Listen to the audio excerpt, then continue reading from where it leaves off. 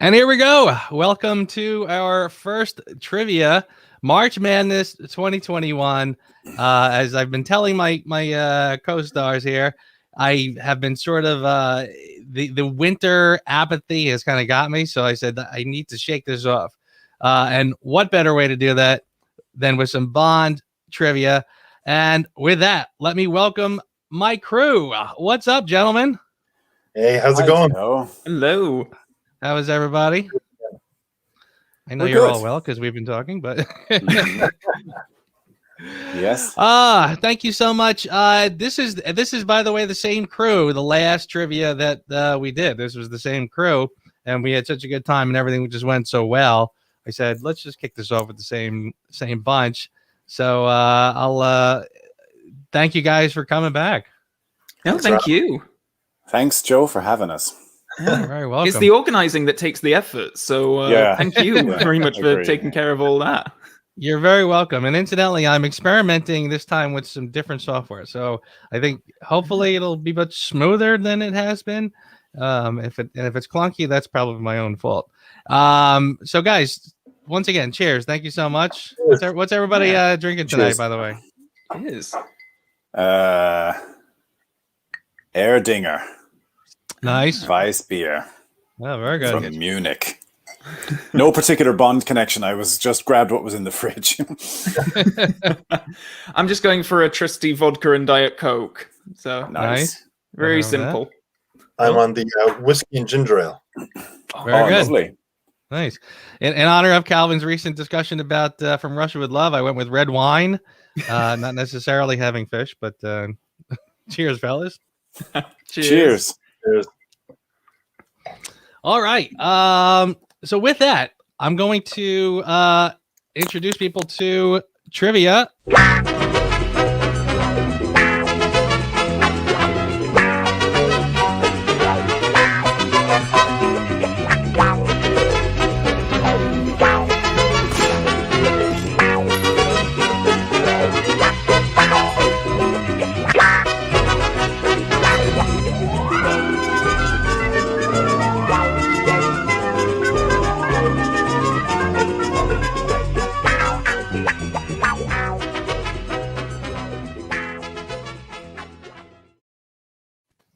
Okay. Is John Barry going to be happy with you using his music like that? I've been on this old game show kick for a while, so I had to sort of I actually had a little Bondish music, I think originally, but then I just kind of went with it's like a classic game show. All right, and here are the rules. So we're playing old school Trivial Pursuit, and the questions are divided into 6 categories: the films, vehicles, locations, cast and characters, gadgets and weapons, and crew and behind the scenes. Here are the rules. Players receive 3 points for each unassisted answer. Players can ask for the movie as a hint, but then they'll be deducted 1 point. They'll receive 2 points in total. If the player does not answer correctly, the next player can answer and receive 1 point before beginning his or her turn. The first player with 21 points wins the game. If the other players have scored within 3 points, the last player will have a chance to tie the game, at which point we'll go to a tiebreaker question.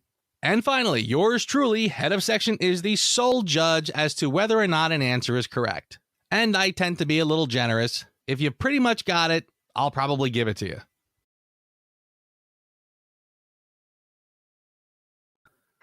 All righty. Gentlemen, are you ready for some trivia? Yeah. By the way, I mentioned some things are going to be a little slicker, so some things are not. Here's the scoreboard. High tech. I will keep keeping the high tech scoreboard. So Yeah. You've blown the whole budget on that. Yeah, exactly. Who was the overall winner the last time we did this? I have a feeling it was Paul. Am I right? I think you nipped me in the last round, Calvin. I think you just got ahead. Is that right? Two of you. Yeah. Oh. And then Calvin just got it, yeah. Oh, I was going to try and make a whole grudge match thing out of this, but It's okay. if it's against me, then no. Yeah, the grudge is against you, buddy. Yeah.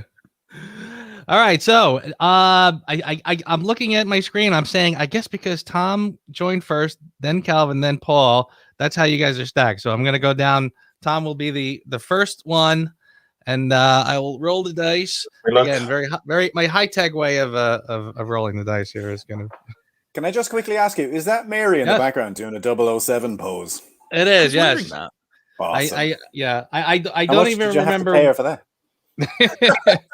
I'm trying to remember what there was something we were talking about something Bond, and this was literally right before the move. So this was like the old apartment, and I just got her to sort of do it for a second. I got it, and she hates taking pictures too. So it was just sort of a miracle. So I said, all right, now I got a brand new desk companion here. Great. It's a real Pam Bouvier vibe or something about that, right? Intense look she's given there. Exactly. The real gun was strapped to her thigh. Ooh. All right, Thomas Ryan, are you ready, sir? Yes, sir. All righty. You got green again. Sorry, this is so fancy and high tech. Okay, are we ready, gents? Ready.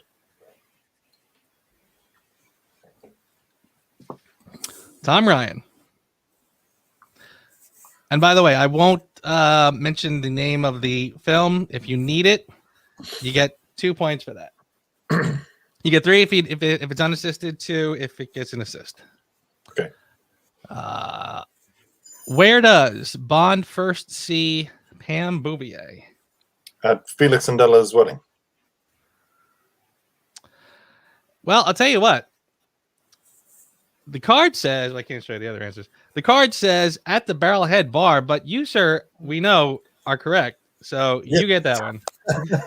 Oh, no. The cards are Isn't wrong. that crazy? It is crazy, yeah. What a way to start off. All right. Tom is on the board with 3 points. Calvin, are you ready, sir? I am ready. The next one is orange. In what year was Moonraker first released? Oh, that would be 1979. And you would be correct, sir. Great. Very good. Nice. 3 points. Mr. Lally, are you ready? I sure am. All right. This one's going to be a kick in the crotch. Who plays Felix Leiter? God damn it. Hit me with the film, please, Joe. The film in this case is Dr. No. That would be Jack Lord. That would be Jack Lord. Well done, sir. Boy, I hate those. And I just, I was, yeah. After listening to the Double O Files do their trivia thing, I'm like, all right, I guess I better toughen up and make people ask for the. Yeah, you got on mean, Joe. I am with you. That is frustrating. All right, Thomas, are you ready? Yeah. Which opera is performed at the meeting of Quantum? Tosca. Tosca is correct. Nicely done. Do you want to offer him an extra point if you can tell it who wrote Tosca? I'll stay out of this. Sorry, I'll shut up. Yeah. We ain't all fancy like that. Yeah. Calvin, are you ready? Yep, let's go. All righty. Which horse did Dr. Mortner fit with a special steroid implant to make it faster? That would be Pegasus, no? That would be Pegasus. Yeah. Nicely done. All righty. See that we compared you with Pegasus last time, Calvin, because that's what you did. You came from behind. You had some sort of steroid injection, and you shot out into the lead. Damn you! That's it. Bloody Pegasus Dyson again. Yeah, Pegasus Tyson. Oh God. I wouldn't mind if that stuck. Actually, that sounds quite good. That's like the nickname I never had from school. All righty. So Paul, you are up. Are you ready? Yes. Okay. How does Tilly Masterson die? Wait now. Which is which? I knew your sister Jill. No, you didn't. Okay, so she's Tilly. So she gets chopped in the neck by Oddjob. That is correct. Oddjob breaks her neck with his head. And that ends this card. Nicely done, fellas. I love how you had to get into character then, Paul, to Thanks, realize that was good. You like really zoned into the mind of Connery. Before this whole thing started, I was remembering the line from The Hunt from Red October. You know, the "Once more we play our dangerous game." So I thought that was appropriate for this one as well. Nice. All righty, Tom, I am going to roll the dice once again. Sure. You rolled orange. Okay. I bet you could say that. Looks kind of yellow That's on what's the thing, but I swear it's orange. Alrighty. In what year was Diamonds Are Forever first released? 1971. That is correct. 71. I refer to my high-tech scoreboard. Hang on. Yeah, I'd like to see Mary moving across the screen with a scorecard like this, with the organ music playing again. Like the Ring Girl, yeah. That would be really, yeah. Totally. Okay, Calvin, are you ready? Yep. Who does Yaphet Kotto play? Oh. Well, he plays Dr. Kananga, of course, and Mr. Big. And Mr. Big is the correct answer. Oh, that's the full... Wow, okay. Alrighty. Paul, are you ready? Yes. Sure. How does Sanchez kill Crest? I thought this was the most excellent thing I'd ever seen when I was 15. He puts him in some sort of a pressure valve and turns it up until his head explodes. And then instructs the boys to launder the money. Sanchez puts Crest in a decompression chamber and causes his head to explode. Yes. Alrighty. All right, gentlemen, at the end of 2 rounds, which go very quickly, Tom has 9, Calvin has 9, Paul has 8.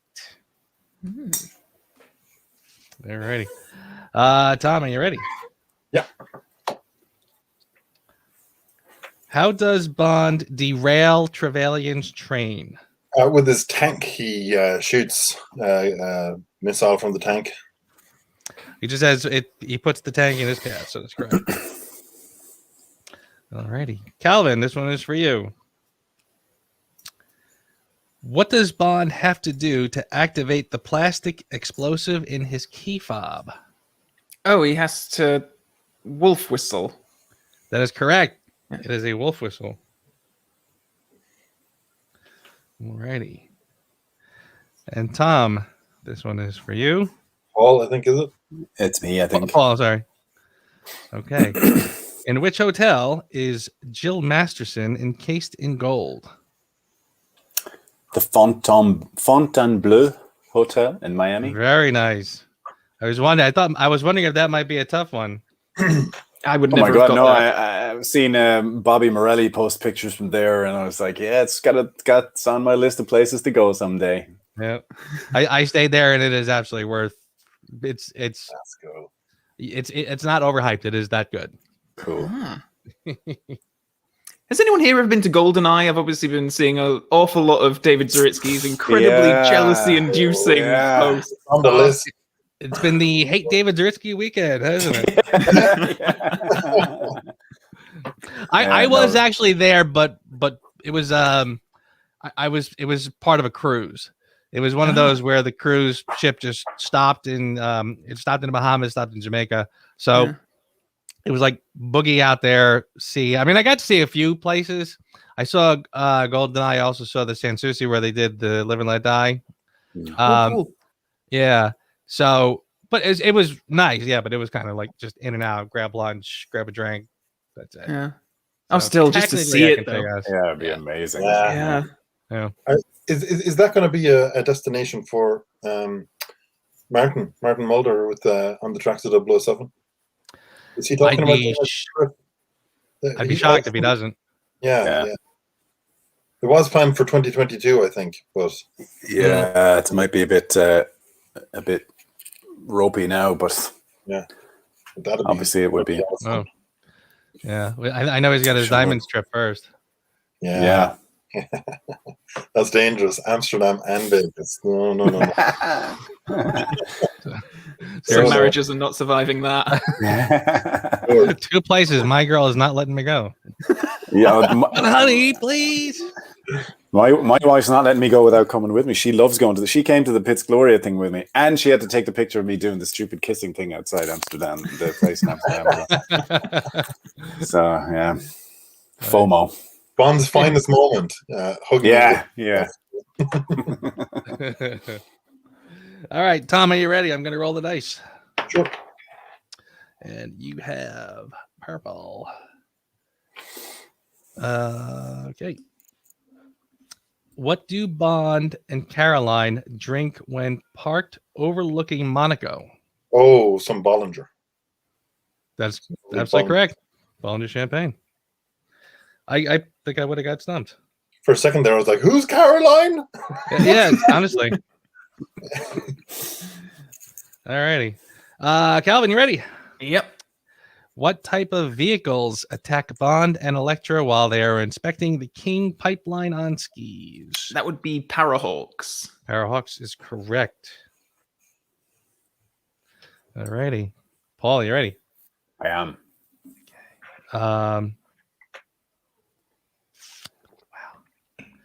I think I don't know. Like, don't do those expressions, Joe. You're making me sweat.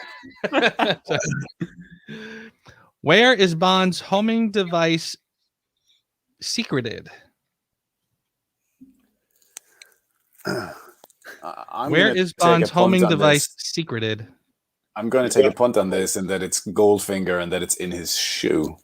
That is absolutely correct. And I got a little thrown when I saw the word secreted. I'm like, okay, I think I get what that means. Right. I thought at first I thought you were mispronouncing secreted, and then I was like, well, wait a minute, Bond wouldn't secrete a homing device. It's yeah, right. I mean, yeah, I'm glad I missed that one film.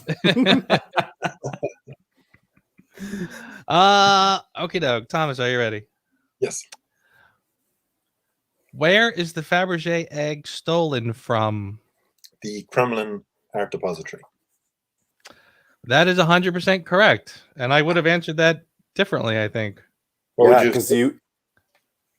I probably would have interpreted it differently, and I would have said from the auction at Sotheby's. That's exactly what I would have said. Yeah, I would have said the circus. Oh yeah, actually, yeah, from a circus in Berlin. I got a point though, don't I? Oh yeah, you win. You got it. I mean, that's exactly what it said. Okay, good. Yeah. Well done, I mean, I guess originally that's where it resided before it got mixed up in the whole shebang, but it's not really on screen. So before it was secreted somewhere. Before it was secreted, exactly. All righty. Who's up? Calvin? Yes. Yeah. Okay. In what year? Boy, you're getting the easy ones, my friend. In what year was A View to a Kill first released? Oh, that would be 1985. That certainly would. Nothing like the hard ones for you. Sure, I'll get the license plate ones next. Yeah, exactly. Yes. Oh God, the license plate questions, which people got right and blew my mind. All righty, Paul. Yeah. Who plays Pussy Galore? Honor Blackman plays Pussy Galore. She certainly does. All righty, gentlemen. The score... Tom also on some weekends is known to also dress up as and. This is true. Well, you said you wouldn't say that. Sorry, Tom. We're in the tree of trust here. He pulls it off so well. How could he not? I mean, when you pull it off the way he does every now and then. I know. Well, yeah. If you got a phone. Yeah, you got a phone. All right, gentlemen, at the end of whatever round this is, Tom with 18, Calvin also with 18, and Paul one behind with 17. I feel like this goes very quickly. You'll catch up quick, Paul. There you go. You'll be ahead of us any minute now. Don't know. All righty. So, Thomas, I'm going to roll the dice once more. Once again, it landed on purple. Tom, what book does Bond take to help his cover as an ornithologist? He takes James Bond's The Birds of the West Indies. He certainly does. Well done. Book I need to pick up at some point just because it'll look cool on the shelf. I don't think I'll ever read it. Yeah. I got one stashed away someplace. Oh, nice. Wow. Yeah. I have more than one. Because it took me a couple tries on eBay to get the right edition. They would put a picture of the right one and send me something else. But I eventually got the right one. Paul got some from Bond's Jamaica home in No Time to Die. Don't you, Paul? Didn't you pick up the motorcycle book? And wasn't there There was a couple of the books that can be. I haven't actually gotten them yet. They're still in my basket. But the books that can be seen in the pictures. There's one. There's a post Second World War history, and there's a couple of them. You can see them in the picture that of Bond in his little sort of hut. And what's the one? I did get one of them. The Motorcycle Diaries. Sorry, I did get that one. Yeah, Zen and the Art of Motorcycle. Cool. Yeah. David Lee I think was the one who did a good video on that. I'm pretty sure it was him. Did he? Yeah. And a good video on he kind of spotted all the books and covered each one. Oh, yeah. I thought about that. I said I should really pick those up because again, I have new bedroom furniture and I have a nightstand with nothing in it. So I figured, I should get those books and just let them in the little and then put Being James Bond on top. Boom. Oh, I like how you think. Yeah. So smart. All right, Calvin, is it your turn? I believe it is. I think so. All righty. What is the make and model of the vehicle Q winterizes for Bond? Oh, it's the Aston Martin Vantage, V8 Vantage. That is correct. It actually says Aston Martin V8, and in the parentheses it says Volante/Vantage. So, okay. I'm not sure why both, but okay. But I'll take that works. I had a voucher or like a ticket to drive a DB5 and a V8 around a racetrack outside of London. My fiance got it for me Christmas 2 years ago, like 2019, and I was meant to do it in 2020, but then the pandemic hit. I was absolutely furious, and they're still shut down. You can't travel or go there or anything. But man, I was really looking forward to driving a DB5 and a V8. That would have been amazing. It was part of that Virgin Experience days. Do you know those things that they do? Oh yeah. So you can drive a few cars. Nice. Next year, Tom. Okay. Mr. Lally, are you ready? Yes. What is GoldenEye? Well, I think this is referring to the GoldenEye film, in which case it's the thing that Calvin owns, the nice amber little thingamajig that controls the satellites, which are called I don't know. I can't remember what the satellites are called, but that's what it is. But if you wanted to be really, there you go. It's that dude. And there we go. Nice. That is spectacular. Or of course, it's Ian Fleming's home, whichever one you want to go with. Yes, I will. It on the card it just says a space-based nuclear weapons system, but I like your answer much better anyway. Thanks. Alrighty. Point for having the prop to hand. I don't give him any more than he doesn't need any more points. All right, gentlemen. At the end of this round, Tom Ryan has 21 points. Calvin Dyson has 21 points. Paul Lally has 20 points. So I'm guessing I will have to do a tiebreaker between Tom and Calvin. Ooh. Are you, Tom? Are you ready? Okay, sure. I guess. Here we go. Where is Gumbold's office?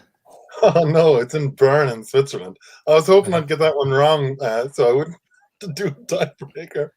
I should have thrown like this.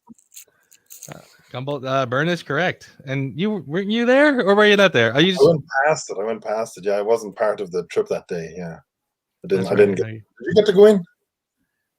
I did. Yeah. It's weird because the interior of the actual office was shot on a set. The balcony, we went there, and it is literally just a room in a hotel on that block. So we got to go on the actual balcony where he takes the thing on and off. The entrance on the street is also on the same block, but just down a couple doors. So it's like you go a block down, and there's the entrance to the office. So it's kind of it's interesting because I mean, again, the way it's filmed, it looks like it's right in the same building, but it's just a block apart. But yeah, both were very cool. Calvin, another tough one for you. You ready? Okay. Alrighty. You're kind of. All right, there he is. He's gone digitally. There he is. Yeah. Okay, here we go. In what year was Dr. No released? Oh, am I back? Yeah, you're back. Yeah, 1962. 62 is correct. well done. So I guess we're just gonna keep going until somebody flubs an answer, and then we'll have a winner. Tom, who plays Nick Nack? Paul's already. It's now just a tiebreaker between the two of you guys. Sorry. Okay. But thank you for keeping me honest. Apologies. Who plays Nick Nack? Hervé Villachet. I hope I'm pronouncing that right, and I don't get deducted marks for a horrible butchering of that pronunciation. We will take it on behalf of Mr. Hervé Villachet. We will not deduct. Thank you. And that's it for that card. All right, so Calvin, I will roll the dice for you, my friend. And you got the pink or purple. Okay, are you ready? Who is Solange married to? Who is Solange married to? Mr. Demetrios is correct. Absolutely. Is it Dimitri? Yeah. Demetrios, yeah. Alrighty. I couldn't remember his name for a second, and all I could think of was that slimy bugger. Slimy bugger. All right, Mr. Ryan. Yes. How does Bond arrive at the oil rig? In a big bubble, in a big plastic inflatable bubbly thing, like the guy from the Flaming Lips. I will take that. The card called it. It says walking inside a wave walker. Okay. I don't know if I didn't know that little bubbly thing he had a name, but okay, wave walker. But yes, we will take that. COVID secure. What's that? It's COVID secure. It is. Device. Alrighty. Calvin. Yep. I feel like I should just go and watch TV because this could go on for hours. Honestly, seriously, I got to buy tougher cards or something. Calvin, how does M activate the locator card? Oh, she plugs it into a clock. Is that anywhere near correct? No, that is absolutely correct. M uses the batteries from an alarm clock to power the card. Alrighty. Tom. Yeah. Where in San Francisco does Chuck Lee pose as a vendor? He poses as a vendor at Fisherman's Wharf. Wow. Man, you guys, I tell you, this is crazy. Absolutely. Alrighty. Calvin. Yep. In what year was You Only Live Twice released? That would be 1967. That is correct. Absolutely. Well done. Paul, you're going to be on your third beer by the time you go again. I'm going to be on my ear. Yeah. Just wake me up when you need a question answered. All right. Tom, I just rolled you a blue. Which character does Michael Lonsdale play? Hugo Drax. That is correct. Calvin, in Dr. No, what does Spectre stand for? Oh, no. This is the one that loses it for me. Okay, Special Executive of Counter... Special Executive for something terrorism, revenge, and extortion. You can give it to Tom.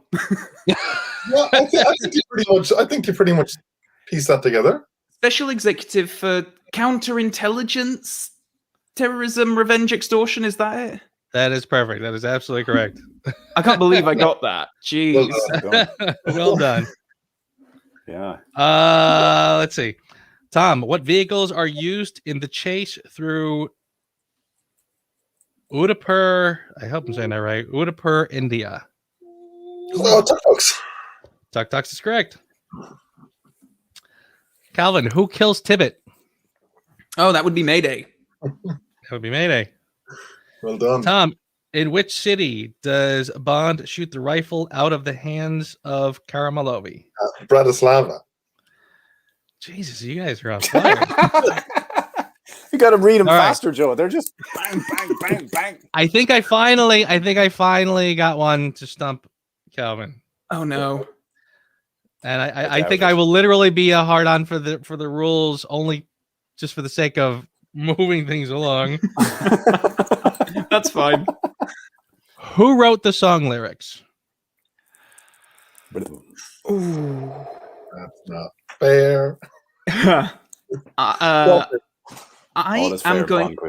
going to take a stab in the dark and say Don Black. That is not correct. A valiant effort. The correct answer was Bono and the Edge. The first two. There you go. Very good. Very good. Tom, you are officially the winner of the first game. How do you feel? Thank you. I feel like Calvin was robbed there towards the end, but I'm sure he's going to floor me now in the next few rounds. I think that was a beginner's luck for me, pure fluke, and I'm going to just make a complete arse of myself now going forward. You're too modest. To be fair, I don't think there was much luck involved in either of those. Those were like gold standard answers flying across there at high speed by both. Seriously.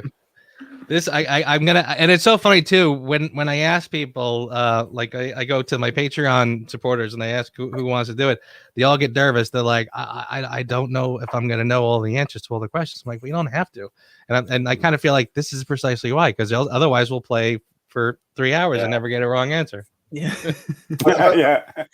I think the nerves are from just kind of completely corpsing on camera on a live stream in front of everyone. That's what I'm nervous about. That's what I was nervous about before I got on the call. I was like, "This is why we drink before we play, friends. This is why we have cocktails." So you're not going. Incidentally, by the way, people in the chat, Edie Sedgwick, James Stockdale, a lot of people are getting great answers. John Kenneth Wiseman, Jack Heim. Nice. Hello to everyone watching. Yeah, hi to everyone. Welcome. Hello. Very good. JT Alton, how are you, brother? Alrighty, gentlemen, are you ready for another game? Yeah. Well, here's your score. Just in case anybody wants to see the final score. I like the way you do the scores like people knock off days on prison walls. Very good. Yeah. I should be carving it in the wall behind me. Mary would love that. Absolutely. All right, Mr. Ryan, you are up first again, and I will roll for you. And you got green, my friend. All righty. In which city is Wei Lin's bike shop / safe house in? It's in Shanghai. Ooh, that is not correct. Calvin, for 2 points, you can take it. Is it in Hong Kong? It is not. I am sorry. The correct answer is Can I Saigon. take it? Sorry, Paul. That's okay. Would you have got it, Paul? That's the one. Like I'm always nervous about the Brosnan films, you know. But I think I actually knew that one. Oh wow. Yeah. There you go. Hey, by the way, I had a request to zoom in on Tom Ryan's books. Nice, pretty impressive bookshelf you got there, brother. Cheers. Yeah, I'll move out of the way and everyone can just see the bookshelf instead. I see the Q mug. Very nice. Are they Bond books or just regular normal people books? Normal people books. It's still a work in progress, this place. Nice. I see 80% of those are Anna Grace's. The 12 on top with the Bond ones are Tom's. The Bond books and the coloring in books are mine. The coloring in books, yeah. Nice. Very cool. I'm terrible for as soon as I go into anyone's house, I just always whatever DVDs they've got on the shelf or Blu-rays or something. That's the first thing I look at, and I'm working out the taste of the person involved. It's exactly. I was just doing it then. I noticed I think you've got a Hitchcock box set there, haven't you? Yeah, I do. Yep. Well spotted. Yeah. I have that as well. It's great. Oh yeah, the Universal one with Psycho, The Birds, Marnie. Yeah. I need to get the one very good. North by Northwest and Strangers on Train. Oh yeah. Studio was that? Is that Paramount? That's Warner Brothers. That one. Sorry. I am not a number says, haha, the camera is carefully hiding the Funko Pops. Oh yeah. Yeah. There you go. Shame. Yeah, I need to. I have no books, but I've got Funko Pops. Such is the level of my intellectualism. Mine are strategically placed all around the room in little hiding places.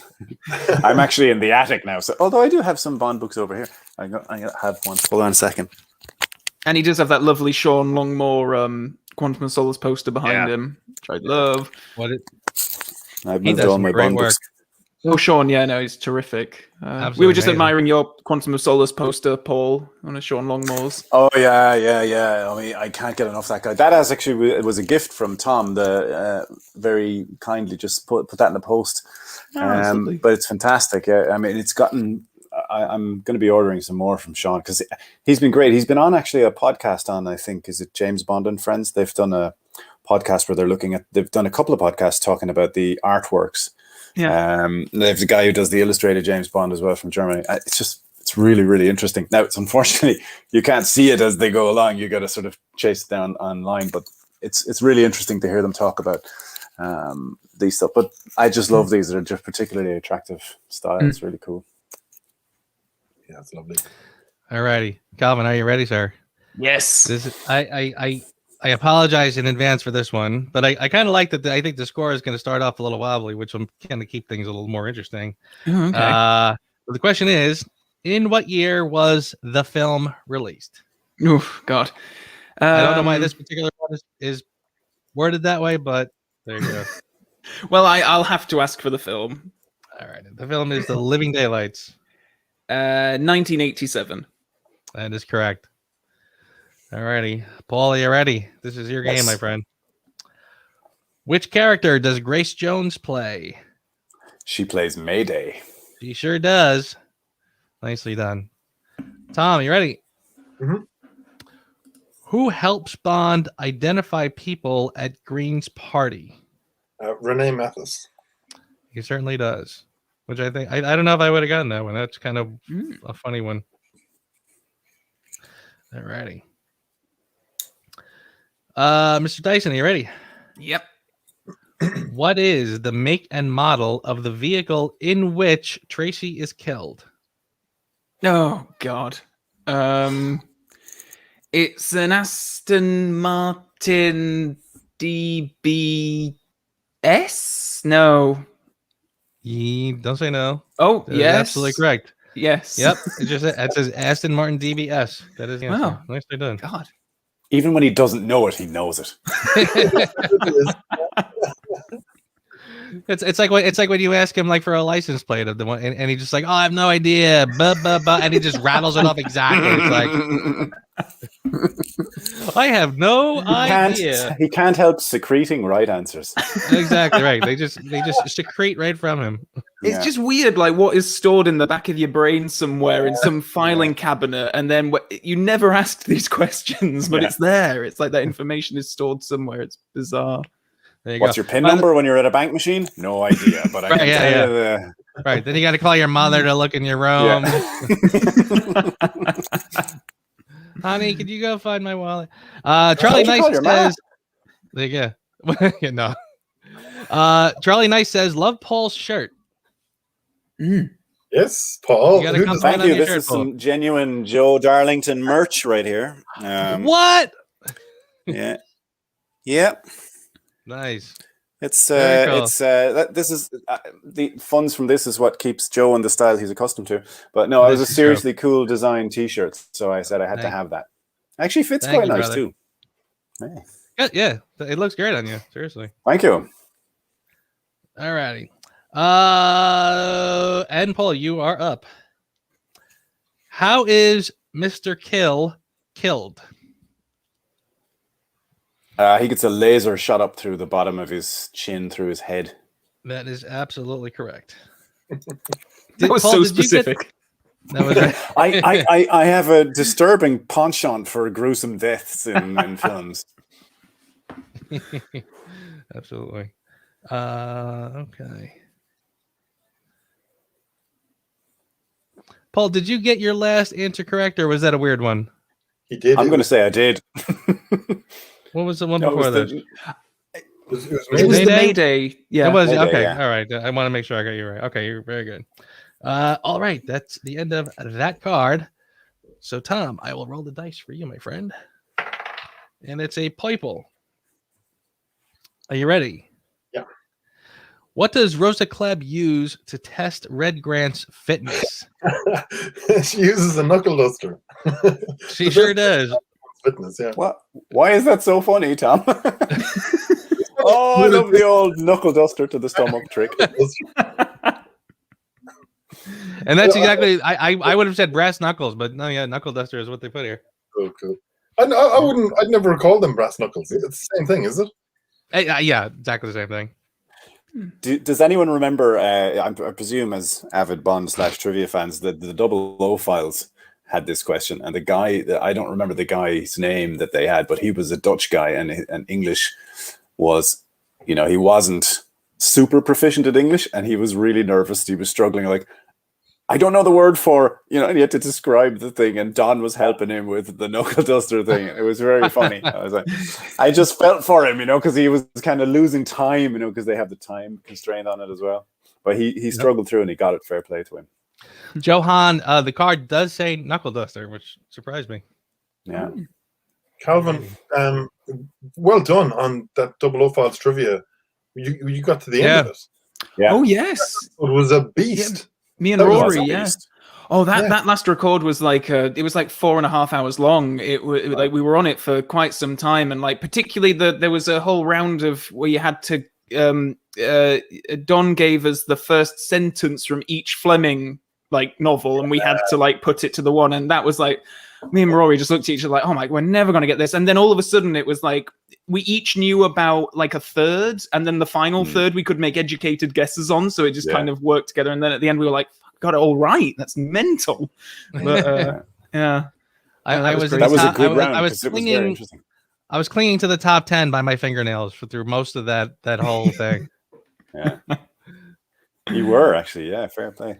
It was right up there. In fact, by the time I think they did one of their anniversary episodes, and I sent them in a little audio saying like, oh yeah, congratulations on whatever. Love the trivia. I'm enjoying being in the top 10. I hope and I remember by the time they replayed it, they were like, thank you so much. You're not in the top 10 though.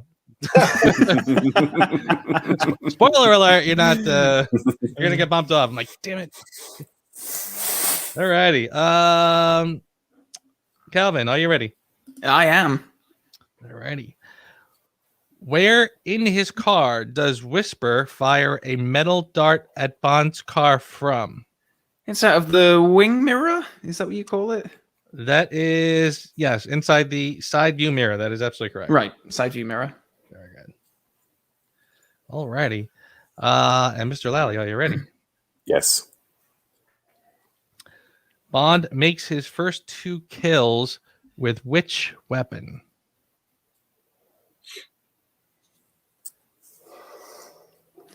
His first 2 kills with which weapon?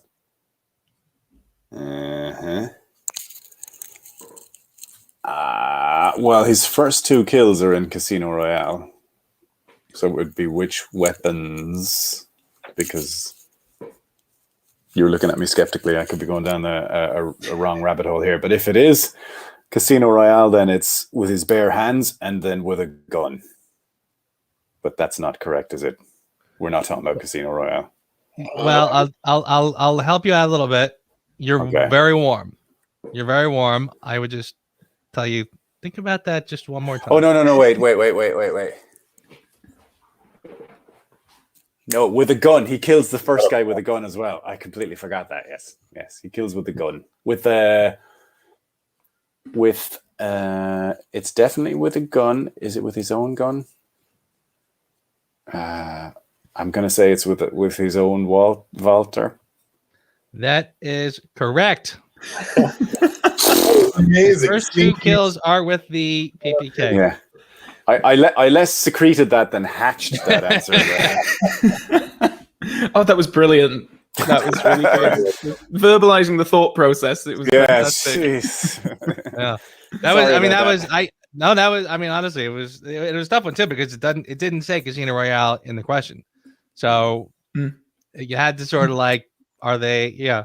All right, gentlemen. At the end of this round, I hope I'm keeping score correctly. I got Tom with 9 points, Calvin with 8 points, Paul with 9 points. Does that sound right? About right?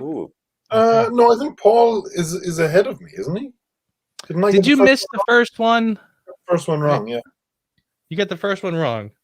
So maybe I got confused. So I think you have 6. I'm happy to stay on mine if you want, though. I won't complain. I swear. You have 6. Calvin has 8. Paul has 9. There was one that. All right, that sounds right. Because I remember we started off and I said, "Oh, there's a wrong question. Now we can." Yeah. Vary things a little bit. Okay. And I had to ask for a hint on one of them, so I guess that's you did. That was good. Yes. All right. Very good. Okay. So Tom, it is back to you. Are you ready? Yep. This is okay. Where does you can move on to another question? I should really stop kind of prefacing each one by like, wow, this is hard, whatever. Yeah. Where does Hawkins bring Bond to meet M? Oh, the Hemingway house. Yes. Damn, dude, that is wow. I don't know if I ever would have gotten that. Hawkins. That name just didn't ring any bells at all. God. Well done, Tom. I tell you. Calvin. Oh boy. Who sang the title song? Do I? You know what? I'm going to take a stab in the dark with this. Oh. And just say Shirley Bassey. That is a fine answer. It is not correct. The correct answer is Lulu. Oh, yeah. I don't think Golden Gun. That was good though. That was ballsy. Alrighty. That was ballsy. Right? Yeah. Very nice. I mean, that's the best guess. Yeah. I mean, she did the most, so it was seriously. Alrighty. And Paul, are you ready? Yes. Who plays General Koskov? Koskov is played by Jeroen Krabbe. That is absolutely correct. Nicely done. Well done. Alrighty. Thank you. Alrighty. So I've got Tom with a score of 9, Calvin with a score of 8, and Paul with a score of 12. Nicely done. Woo-hoo. Alrighty. Nice. Thomas, we are back to you, my friend. Sure. And I rolled you a green. Are you That's ready? an easy one that I'm happy with that. Electra obtains a Russian nuclear submarine to destroy which city? Istanbul. That is correct. Nice. Calvin. Yep. Who does Bond kill in a hotel stairwell? Oh God. It's the African warlord fella, whose name is General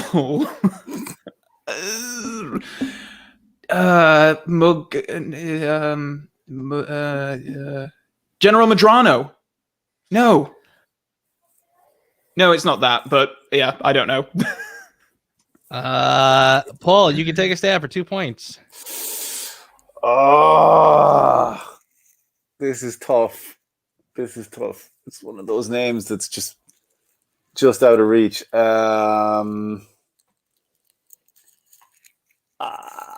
If I take a stab at this, I'm going to sound so racist by mucking up an African name. We're all friends here. Is it like Kinobe or something like that? I cannot remember it.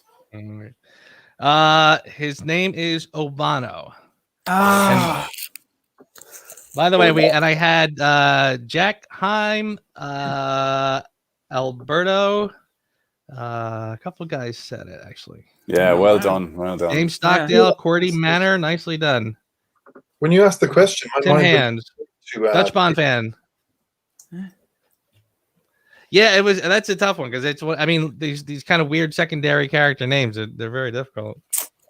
Is his name? Plus, it was Obano and his other guy too, technically. So. Yeah. Oh yeah. Did they say his name in the movie? I don't think so. Yeah, but it's I know, you know, when you say Obano, it's definitely, we've definitely referenced it. We're such inlay card readers, we probably read it and just forgot it anyway, you know. Yeah. It's right up there with who was the last one? Oh, Hawkins. I mean, if you know Hawkins, I kind of feel like yeah, that was great, yeah. But Medrano is Quantum Solace, right? That's it. Yeah, that's what I was thinking of. Yeah. Yep. All right. That was Calvin's question. So, Paul, this one is for you.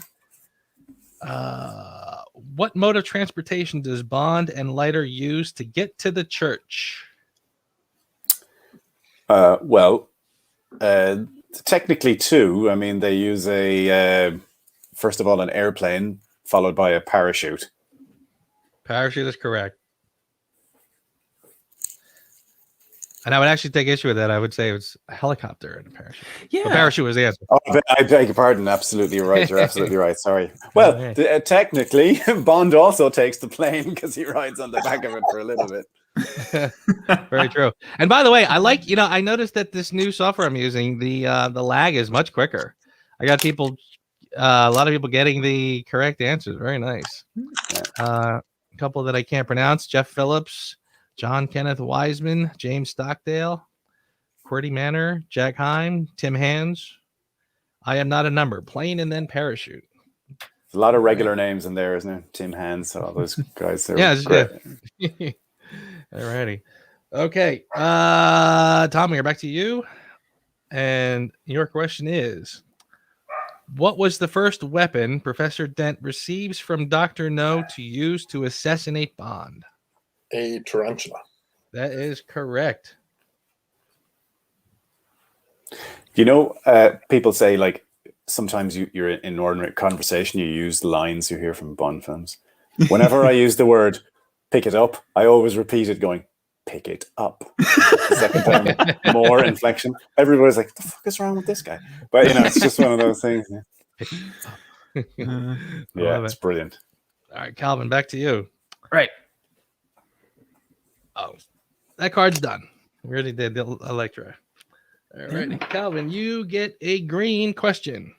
Oh. What city does Bond wreck with a tank when rescuing Natalia? St. Petersburg? St. Petersburg is correct. Huh. Very good. Tom, who directed... No, Paul, I'm sorry. Who directed Live and Let Die? I'm getting a complex now. Guy Hamilton. Guy Hamilton is correct. Absolutely. Which I frankly don't know if I would have gotten. Yes, you would. All right. If I thought about it. Mr. Ryan. I feel like I asked this already. Oh, okay. Oh, no, I didn't. Okay. It was a narration. Who plays Tilly Masterson? Who plays Tilly Masterson? Which one is this again, Paul? That was Tanya Mallet. Tanya Mallet. Oh, very nice. Well done. A lot of Masterson questions tonight. That's like the third one. Yeah. Okay. Calvin, we are back to you. Right. How much is the amount on the check Max Zorin gives to Stacy Sutton? Ooh. This is a complete stab in the dark. I've got no idea. I'll say $1 million. $1 million is not correct. For 2 points, Mr. Lally, you can pick it up. This is a real beast. And I just watched this not so long ago, and she was going 10 times more than their worst. Is it $5 million? $5 million is correct. Well done. Nicely That is done. excellent. A couple people in the chat got it. Jeff Phillips got it. Cordy Manor got it. Mark Starbeck got it. Logan got it. James Stockdale got it. Nicely done.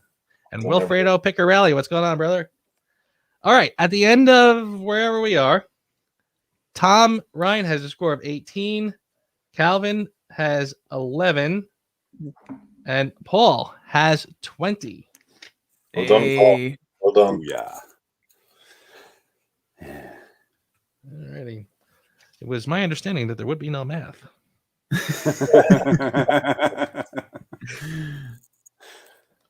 I'm telling you, you need to bring Mary in. I really do. She needs to be. She really needs to be like my ring girl scorekeeper. All right. You don't get a show over there called Countdown, do you, Joe? No, I sure don't. There's an amusing show in the UK where they have like a it's a game show. Calvin, pick me up if I'm wrong here, but you get a lot of words, a lot of letters. You get 9 letters, and you have to pick a word. But there's also a numbers round, and Carol Vorderman was the first wizard. I can't remember the new woman's name. She's also unbelievable. But you get a bunch of numbers, and you have to pick, and then they give you a full number, and you have to use math to arrive at that number, and it is phenomenally difficult. So I think you should definitely try it, Joe. You'd love it. I'll keep an eye out for it. No, don't. It's not great, but it's still fun. Tim Hands asked, what is hanging on Paul Lally's wall? That is Sean Longmore's wonderful interpretation of the Quantum of Solace. Sorry, there's a big lamp there. Quantum of Solace. Try it one more time. There you go. Yeah, boy, he does. He does great work, doesn't he? Yeah, it's astonishing. He's really, really good. I mean, he claims not to be like a proper illustrator, but it just evokes the film and the style so well. It's really cool. Yeah. He is masterful. I mean, that is incredible work. Yeah. It really good luck getting back on the hook now, Paul. Yeah. Sorry about that. I'm sure that's 100% safe. By the way, you have some people who I believe watched the show, because I'm all I'm seeing is Rachel Riley up and down the chat, so I'm assuming that's. Thank you, Rachel Riley. Boom, booyah. Very cool. All righty, where are we now? Who's up? Tom, are you next? Yep. Yeah, there you go. Okay, very good. How does the Aston Martin DBS save Bond's life in Casino Royale? It's got a defibrillator. Yes. He uses the medevac in the glove compartment and to counter digital poisoning. All right, we get it. Yes, that is absolutely correct. Tom, which puts you with a score of 21. And unfortunately, none of your compatriots can catch up. Calvin's got 11, Paul's got 15. So Tom Ryan is the winner of this round. Paul's got 15. I think Paul has. Did I drop from 20 to 15? Oh, no, you have 20. How did I minus myself? You have 20. Shit talking Joe earns you a minus point. Listen, I can't be handsome and smart at the same time. Okay. He says it goes. He explained that. Head of section. It's his game. His rules. Yeah. 15. I use different math. Okay. Yeah. Tom Right, gets 11 million points, and Paul gets 15. So we will continue. Calvin, this will go to you because we'll finish out this round. Okay. Well, he's no Rachel Riley, is he? Sure isn't. Okay. What device does Bond want to smuggle out of Turkey? The Lecter. That is correct. The Lecter. Alrighty. Paul, this is for you. And since you have 20 points, yay! If you get this, I believe you are the winner. Yay. Best of luck.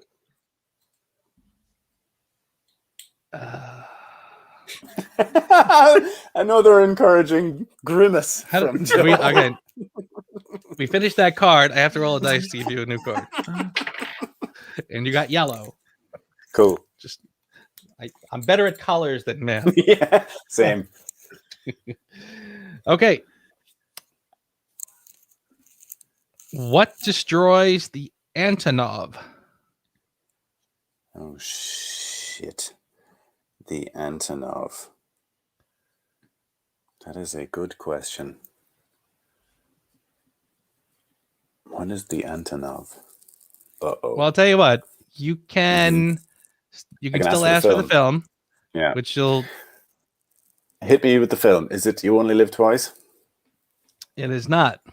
Okay, what film is it? The film is Die Another Day. Oh. This is my Achilles heel. Look at Calvin going, it's so easy, I know this.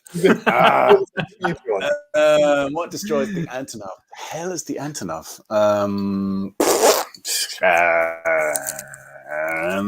Okay, sorry, this is dead air for people listening, so I'm going to say the Icarus. That is correct. That's amazing. Wow. Even when he doesn't know, he knows. Okay, which means the final score, again, if my math is correct, Tom's got 21, Calvin's got 14, and Paul has 22. Nicely done, Mr. Lally. Thank you. But Well Joe, done. is it the first person who gets to 21 wins? Well, I try to finish basically if you got 21 first, I give everyone else a chance to catch up. And if everyone let's say at the end of this, Paul tied you with a 21, I would have done a tiebreaker.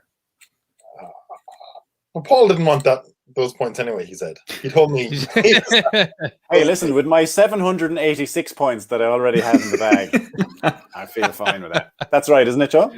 That's about right. Of which I gave you about 6. Thanks. Just for my own education, what is the Antonov? That's the big. That's the big plane at the end. Oh, of course. I only know that from there's on the soundtrack. I think there is a track called Antonov, which is the music that plays when they're on it, and that's the only reason I know what an Antonov is.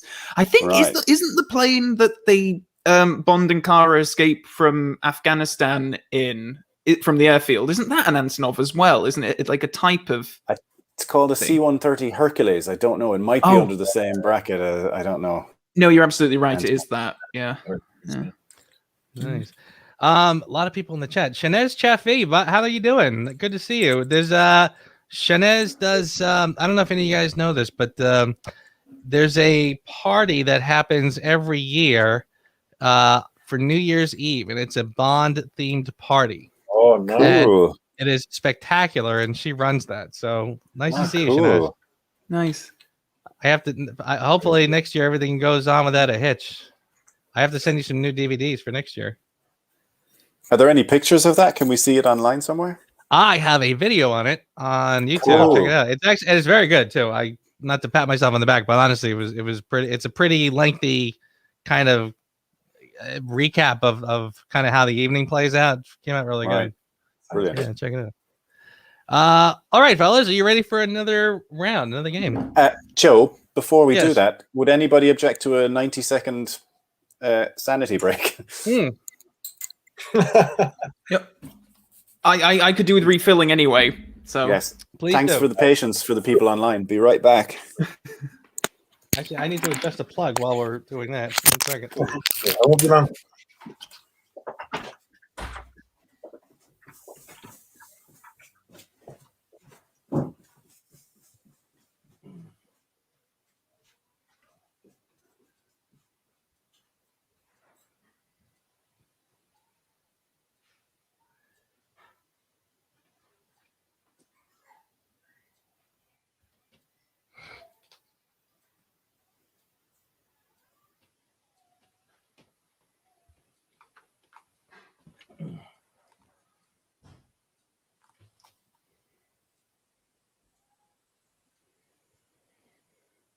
Okay, it's just me.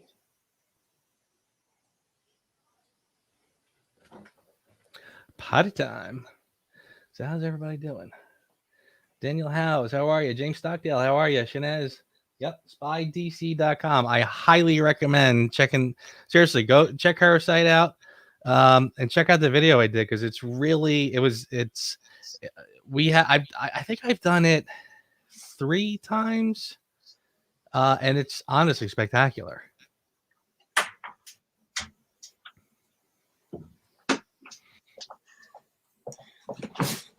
Hey, welcome back. Thank you. What wine is in the glass? I'm doing a Pinot Noir. I kind of I sort of all of a sudden was drinking nothing but whites, and now suddenly I got this red bug recently. So now I kind of switched over, which is actually good because as Zaritsky loves to tell me, the whites are all sugar. So this is actually a little healthier.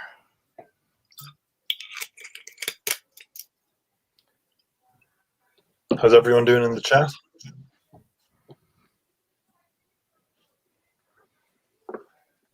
Everybody's pretty good. This new software it lets me go to Facebook as well, which is kind of different.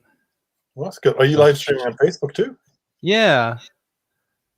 So I saw a few people kind of came in from there. Joe, it's been almost 2 years now since you started those countdown to Bond 25 reviews.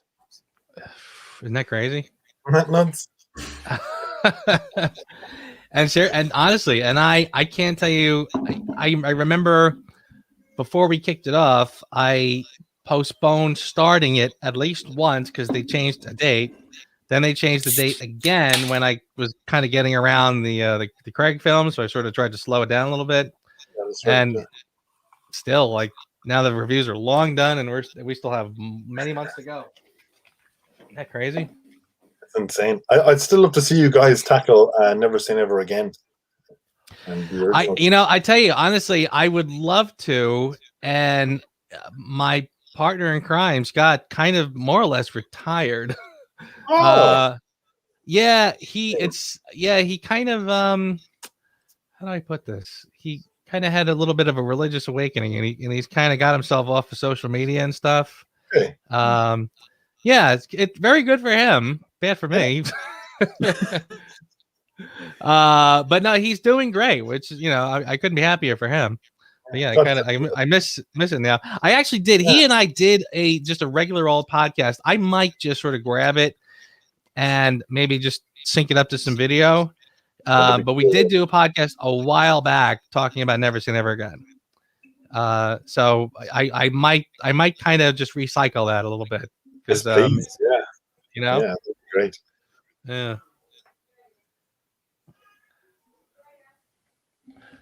So yeah, Scott kind of retired.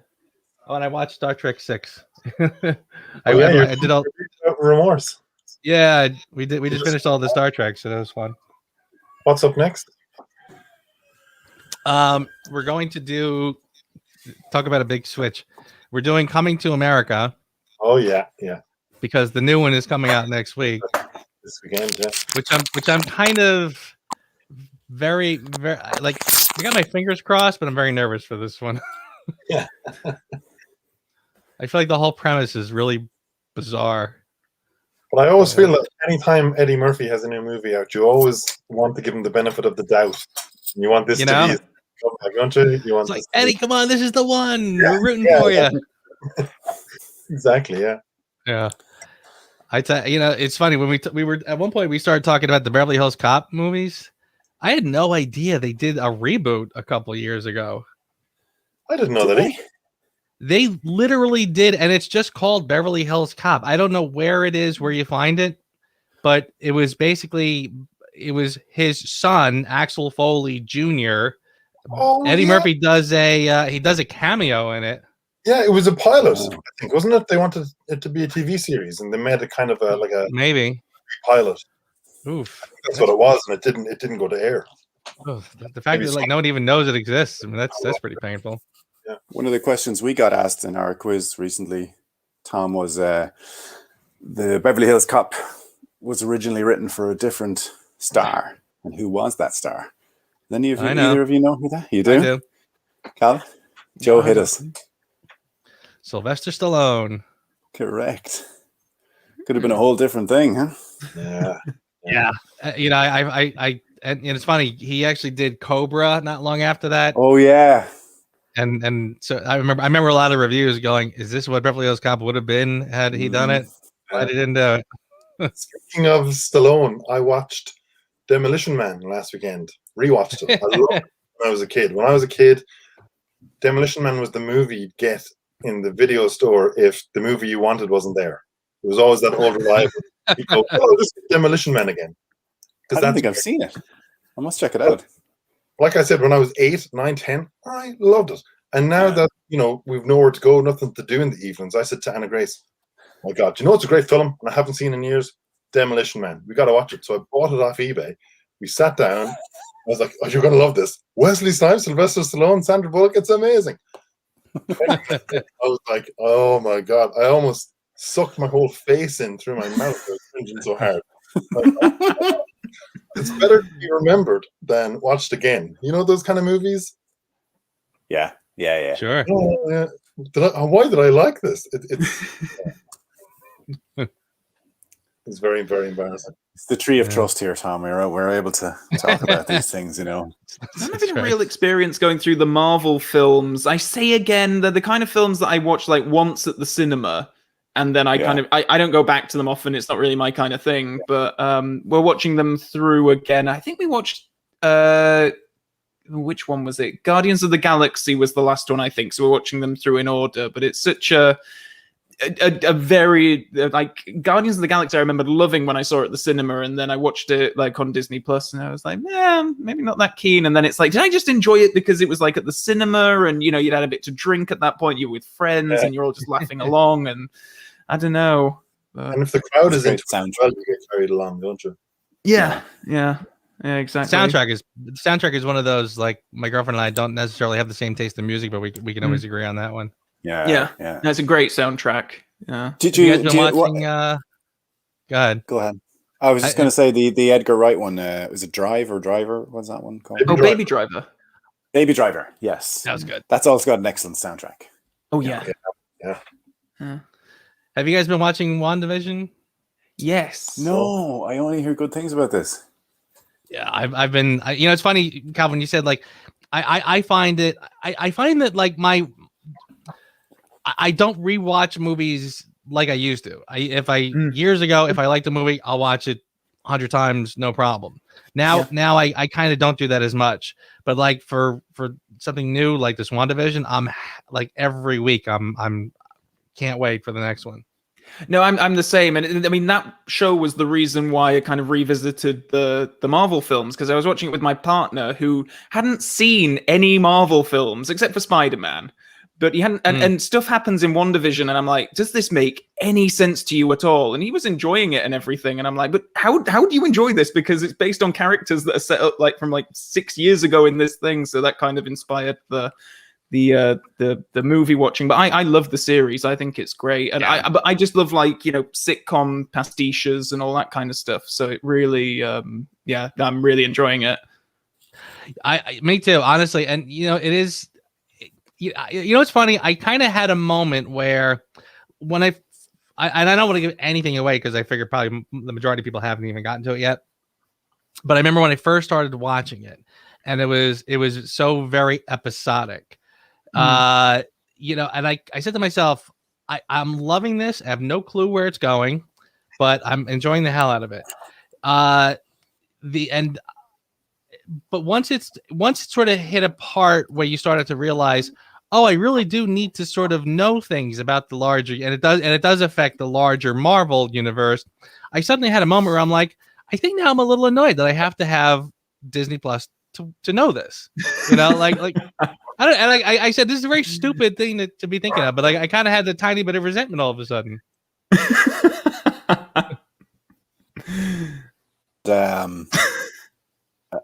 Pennyworth. Has anyone ever heard of this or seen this? Oh, that's the I Albert. saw a little bit. Alfred.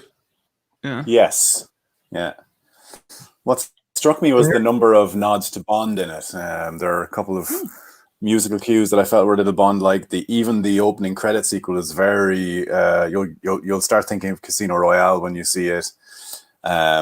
the principal character seems to be playing a young Michael Caine, but it's very good. And it's I've forgotten the name of the actress, the woman who plays Diana in The Crown, or in the.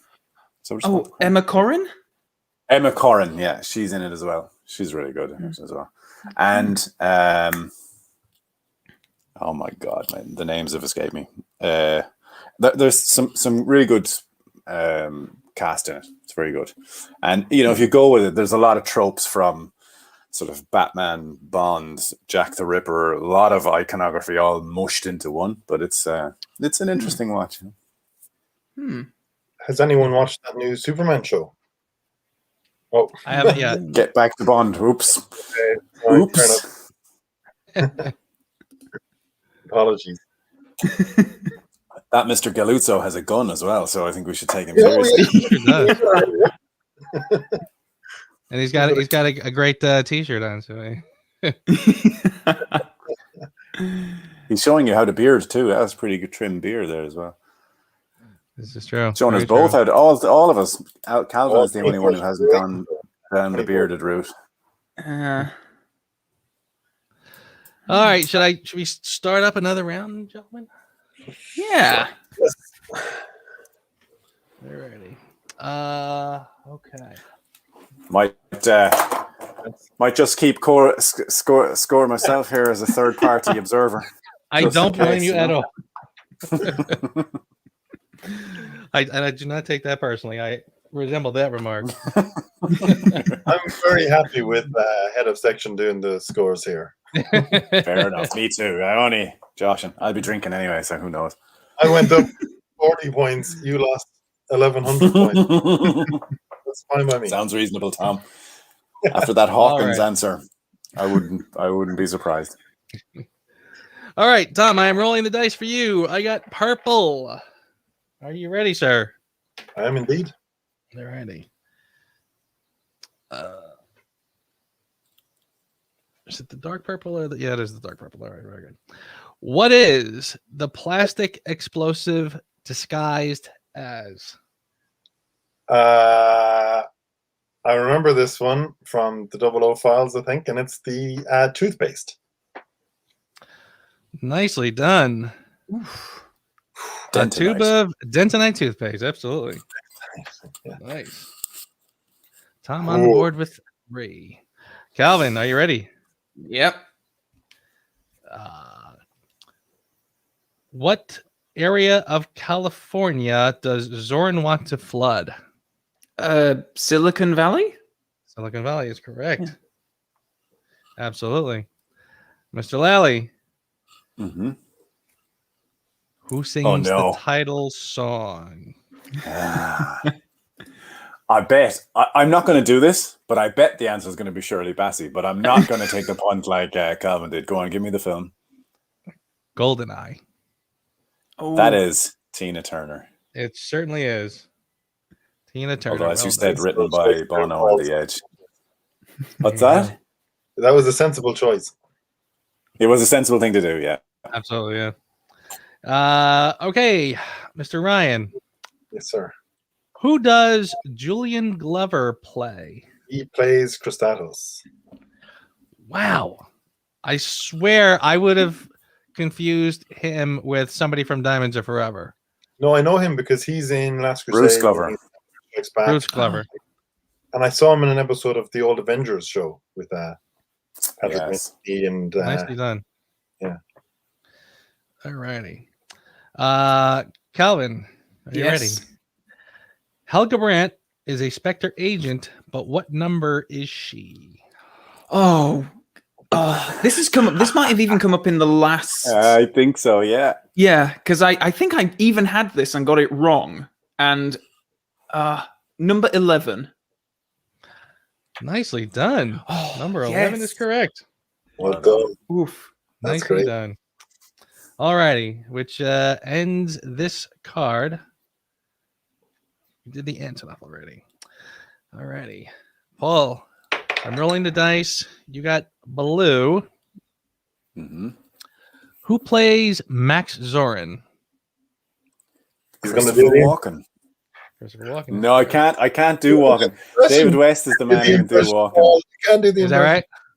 No, I can't. David West does a really funny Christopher Walken. More power. Yeah, more power. Yeah, yeah, very good. David West does an amazing, what's his name? Jerry Giroux, you know, who's on the behind the scenes things, the publicity guy. He does like such a spot, and it's the most niche Bond impression I've ever heard. It really is. But it's perfect. Like, I heard him do it. I was like, it's like literally like he's in the room. It's fantastic. Yeah. His Irvin Kershner's great. His Pierce Brosnan's great. His Timothy Dawson's great. He's a beast. But it's not just the voice, it's like the character. He just infuses like the Kirshner trying to get Connery to do stupid stuff like, I said to Sean, we need more tits and ass in the film, and Sean agreed. And he does all this kind of stuff. Excuse me to anyone under 18 listening to that, but it's just West doing ridiculous stuff. But it's very funny. Would be great on one of these, by the way, Joe. You got to get him. What's that? He'd be great. West would be good on this, yeah. Absolutely, yeah. No, I'm sure he would. Okay. Tom, are you ready? Yeah. Which of Dr. No's hands is made of metal? Both of them? Both of them is correct. That was a shitty cheesy smart ass question. Calvin. Yep. Why does Lashif want to destroy the Skyfleet S-570? So that he'll make money on stocks? To cause the Skyfleet stock to plummet, yes. Right. He shorted it, to use the technical term. Did you guys hear about the GameStop? Yes. Yeah. I have to confess, everybody was talking about shorting stocks, and a lot of the talk shows were kind of trying to explain what that was. And I'm like, I know what that is From Casino Royale. Because Casino Royale. Skyfleet, yeah. Oh my god! Like seriously, like I mean, how embarrassing! Like otherwise, I wouldn't have known. But I had like that was my. Yeah, it was an interesting way that they did it. They just said, "We're all going to invest in the one thing," and it shot up and then shot back down again. There you go. Play the game, the system. Mr. Lally, what are the names of the 2 GoldenEye satellites? Jesus, I was trying to think of this earlier, and I keep calling them Nina and Mishka, but they're the 2 lads from Octopussy, right? So it's Petra and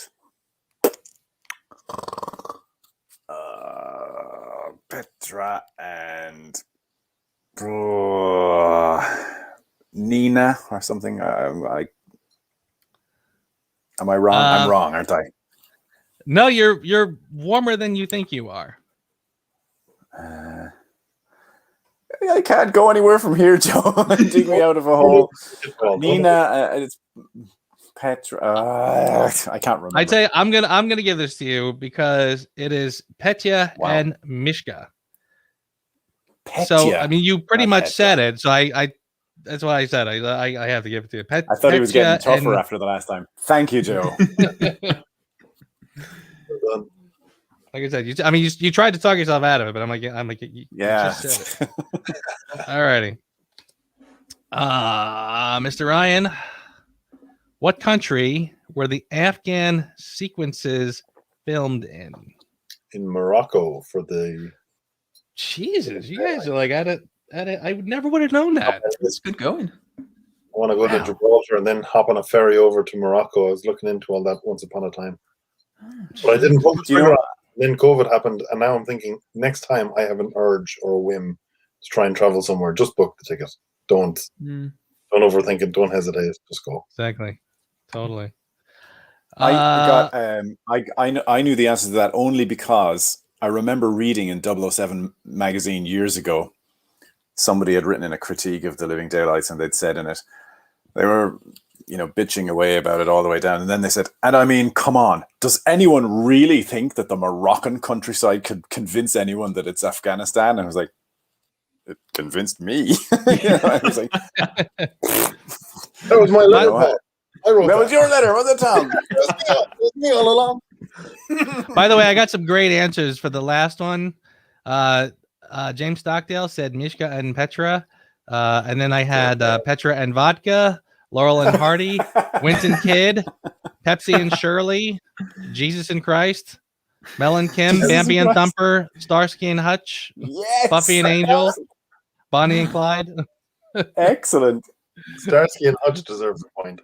There you go. Russian satellites called Starsky and Hutch. Excellent. All right, Calvin, here's a toughie. Ready? Oh, okay.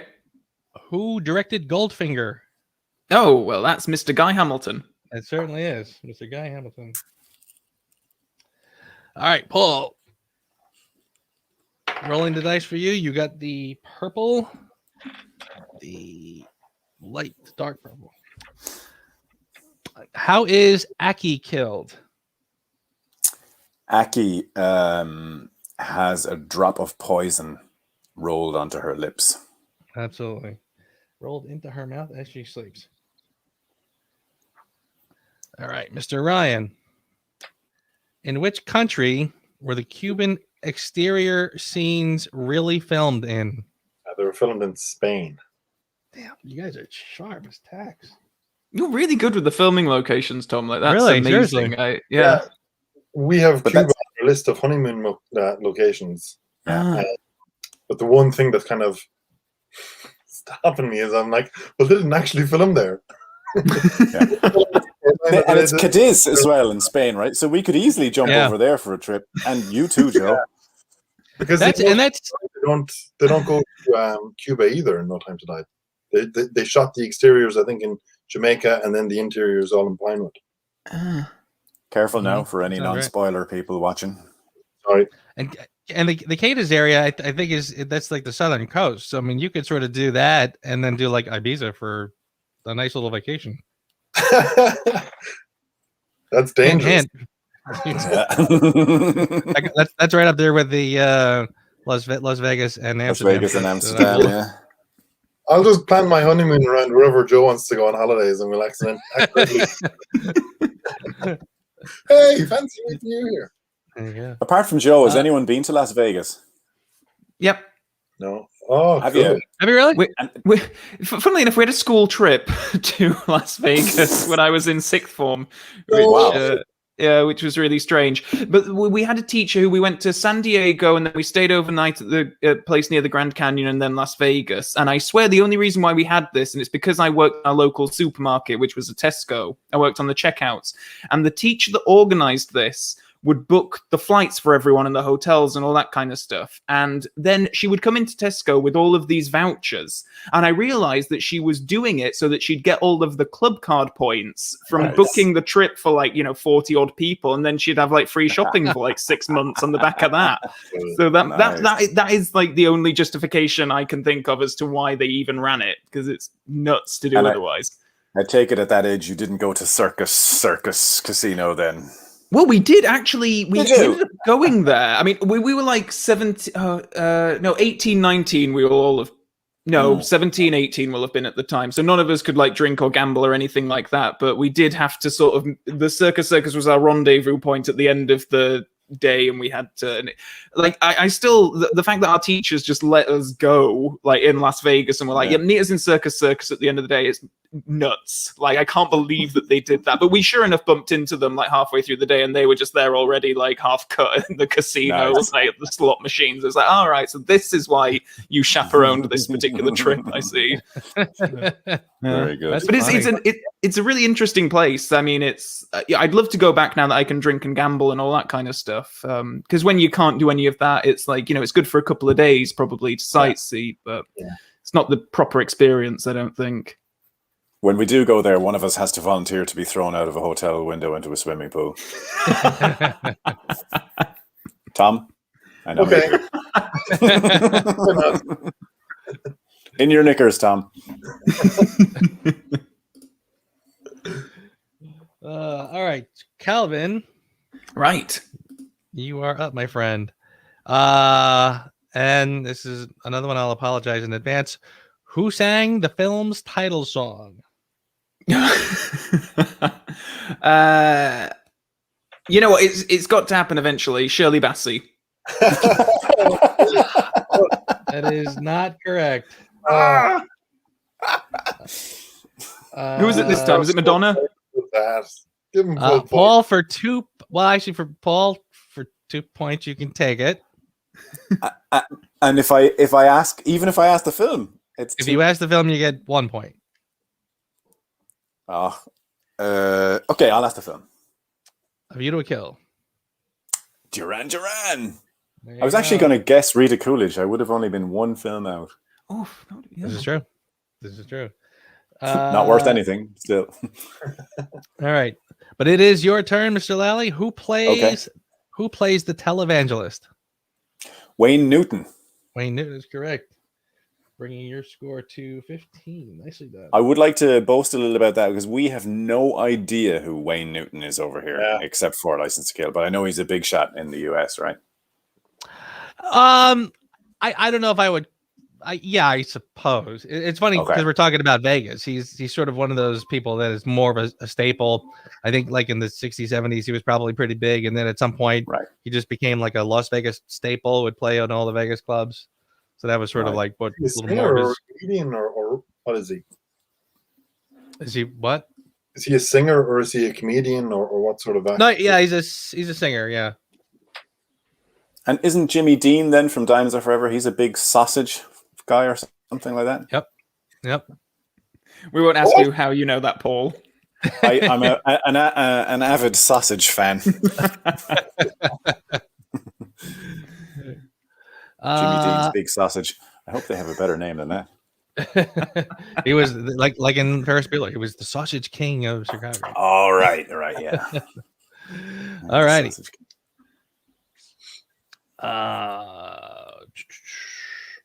Okay, so Tom, we're up to you, and I'm really okay. How much are Markovitz and Beckman each paid for developing a submarine tracking system? This is the two boyos from Spy Who Loved Me. Technically, were they even paid because they got killed so fast? But I'd say 10 million. 10 million is correct. Wow. Nicely done. That's astonishing. Well done. I couldn't even get to the question. I'm reading it, and then it took me to the end before I realized what they were talking about. But okay, nicely done. Cancel transfer of $10 million. It's so sinister the way he does that cancel. Like, why did you even bother? Why did you just not pretend to initiate the transfer in the first place? Okay, so are you ready, Calvin? Yes. Why do Elliot Carver's henchmen try to break into Bond's BMW 750IL? To retrieve the GPS encoder. That is correct. Very good. Nice. Just so quickly there, someone called Heather Green pointed out that Wayne Newton sang Dankeschön or Dankeschön, I think is as they sing it in that song. Yeah, I guess I kind of... I thought that was a woman singing that. Dankeschön, baby. Yeah, it was originally... who was it? Like Marlene Dietrich or someone like that maybe did it originally. Someone who's singing it in the movie, I always thought he was singing to a woman. Yeah, there's anyway. A few people that few men that kind of have those sort of voices where you just kind of go, really? No, but yeah, that's correct. Yeah. That's how Paul sings in the shower, isn't that right, Paul? That's how I always go falsetto in the shower, Tom. That crazy? Okay, so this card is done. So, Mr. Lally, we will roll the dice for you. Cool. You got orange. Are you ready? I sure am. What Bond producer had a cameo as an opera house patron? As an opera house patron, that would have to be Michael G. Wilson. That is correct, Michael G. Wilson. All righty. Gentlemen, the score right now, and I'm keeping very, very good notes this time. Tom is up with 18, Calvin has 15, and Paul also has 18. Cool. Shall I show? I see Dutch Bond fans request. Shall I show you the Christmas Jones? Yeah, what's that about? This is another Sean Longmore master. Here we go. Which is a piece that he produced around Christmas time and put on his Instagram. That's cool. And I was like, I shamelessly harassed him for a little while in messages saying like, you have to do prints of it, I need it on my wall, and eventually he relented. So I bullied him into finally doing prints. Yeah, it's great, isn't it? It's like Christmas Jones mixed with Moonraker vibes. That's really Hollywood Christmas. He really does. I'm telling you, he gets better and better. That's amazing. Oh, terrific. You know? Yeah. Maximum respect to Sean Longmore. Seriously. And there are other artists out there doing great stuff as well. Sure. His GoldenEye and his Casino Royale up above me. Yeah, I've got his No Time to Die there, and the GoldenEye one's just off camera. Yeah. You've got the gold GoldenEye one, though, don't you? What was that? You have the gold GoldenEye print. Oh, I do, yes. Yeah, that's very, very cool. That's lovely. Super cool. All right, let's see. It's cool seeing the occasional comment pop up as well. Yeah, I kind of like I said, this is sort of my first time using this software, so it was sort of I was a little slow on the uptake to realize it was even there. But yeah, now that I see it, I was like, oh yeah, this is fun. All right, so I believe we're up to Paul, and I believe I just gave you that one. Okay, so that means you're up to Tom. Are you ready, my friend? Sure. Yeah. Who plays Boris Grishenko? Alan Cumming. Alan Cumming is correct. Nightcrawler. Alrighty, which gives Tom 21 points. So we will finish out to see if we need to do a tiebreaker. Calvin, are you ready? Yep. What does Operation Thunderbolt aim to retrieve from Spectre? Stolen nuclear warheads? 2 atomic weapons, that's correct. Kind of worded funny. I kind of wasn't sure where they were headed with that one, but now that that makes perfect sense. All right, Mr. Lally. Mm-hmm. What is the purpose of the light-emitting polymer skin on the Aston Martin Vanquish V12? This is the totally believable idea that it should make the car appear invisible. Absolutely. They camouflage it to make it invisible to the naked eye. You're right. Totally 100% believable. Which puts you at 21 points. Whoop, whoop, whoop. Wait. Yay. Oh, does that mean this is another tiebreaker round for Tom and Paul? It is. Absolutely. Oh, exciting. All right. So here's the speed round. Ready? We're gonna have to we're gonna go through it, and whoever gets the wrong one. Very best of luck. Very best of luck. Thanks. All right. Okay, Mr. Ryan. In the nuclear bunker, where are the piton and high? It doesn't say high tension wire. It says high tensile wire hidden. Let me try that again. I have no idea where this is going.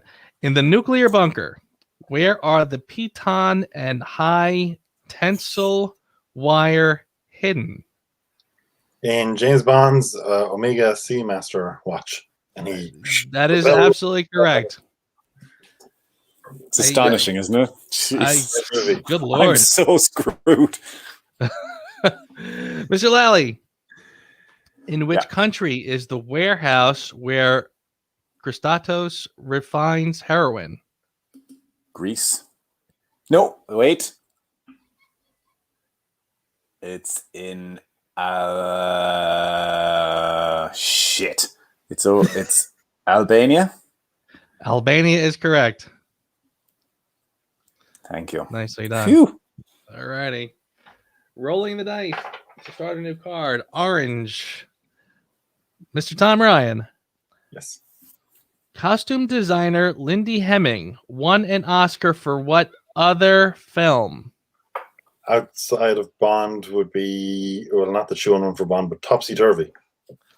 Jesus, are you serious? Absolutely correct. This guy's a weapon. I'm telling you. You're sure you're not sitting there with the cards, right? You are a machine. Because I've swapped down, Paul, from a double whiskey in the ginger ale to a single. Right, so, that's keeping you on the straight and narrow, is it? Yeah. All righty. The road for me is Daniel. Is he based in Ireland? Did I pick that up wrong? Tom's Crown? My Crown. People are taking guesses at what the other film would have been. Okay. Please make it easier than the last one there, Joe. Well, the question is, who plays Felix Leiter? God damn. So by default, if I even just guess the film, I'm down 1 point and he'll win the next one. Damn it. He has a name. Okay, I mean, there's way too many chances that I will lose altogether, so I'll have to take the film. Goldfinger. Goldfinger is... Oh my God, his name has gone out of my head. Wait, it'll come to me. Felix Leiter is by... his name is... Felix and Goldfinger. Oh my God, this is on the tip of my tongue. I thought I'd find you in safe hands. God, that was so good. Felix, how are you? I'm gonna go bananas when I hear his name. No, it slipped my mind. I'm gonna have to hand it to Tom. Can't remember it. Well, here you go, my Kate brother. Linder. There you go. Thanks. That's his first name. Keck or Cess or Cease or Sek or Cess, yeah. Tom, nice one. That's 2 out of 3 for you, my friend. Very well done. Thanks very much, and big thanks to the competitors for keeping me on my toes. Nicely done. Hey, gentlemen, we can go another one. We can take a break and do another one. We can chit chat, drink a little bit. All of the above sounds great. Yeah, all of the above. Yeah, if it doesn't bother the people online watching us, chit chatting, having the crack. This is as close as we get to like a night down the pub. Like these days, this is lovely. Yeah, absolutely. Yeah. You should put it out there to the group watching online and say, are they joining us for a drink, or are they working, or what are they doing? Doing? Good. That is a fantastic point. Is everybody where's everybody from? Because I purposely staggered the time so I could get my brothers from the UK over. So I did this sort of in the afternoon my time, and when I'm doing it East Coast time, I'll do it later. So where's everybody from, and are you having a cocktail? James Bond Television says, "Let's talk. Let's talk. No Time to Die." Ooh. Mark is having a Miller High Life. Let's talk. No Time to Die. It could be dangerous. Stuck at the office. Pablo is in Spain, so he's probably having a glass of wine. I'm going to guess. Hola, Pablo. Joe, did you open that bottle of wine tonight? Are you halfway through the bottle? Guilty as charged. Yeah, I just opened that earlier, and that's sure. I'm sipping it pretty slowly, best I can, anyway. How's the book coming along, Joe? What's that? How's the book coming along, or should I ask? Is that it is honestly moving. I've been writing reasonably diligently. It's kind of one of those where if I'm not painting or doing something else, I'm kind of trying to write a little bit. So it is moving. And what percentage would you say you're at the moment? I feel like I've been saying 80-85% for the last 6 years. I probably will say 80% is probably a little more reasonable. Writing this book is not unlike what we said before about moving, where you just don't even realize just how much is still yet to be done until you get to it. So it's like that, right? I feel like I'm almost there, and then I realize, oh, I still have to do this, or oh, I still have to do that. So hard to let go of something like that. Something what's creative. That? It's so hard to let go of something creative like that. You kind of yes and no, because it's not. I mean, if I was writing a fiction book, I would imagine like it would be a much different experience because you just sort of sit down and crank. But doing what I'm doing, it's a lot more research than anything else. Okay. So it's probably similar where you sort of get the writer's block and you just don't want to let it go. Yeah. It's similar in the respect that you find yourself going, I think that's correct, but I have like this 1% of doubt that I better check on that. And before you know it, you're off kind of doing research to make sure you got this correct. So it's down rabbit holes. What's that? Yeah, right. Yeah. So Marlton, New Jersey is not far from me, actually. Well, it's South Jersey, actually. Is Marlton's kind of south, like central South Jersey, I think. NJJ James Bond 00781. There you go. Let's check that out. I'm in awe of anyone who tries to put a book together. It's a massive, or even writing on, for film or anything like that. Calvin, I was wondering, have you ever thought about writing, or is it sort of video your medium, or do you have any plans to branch out?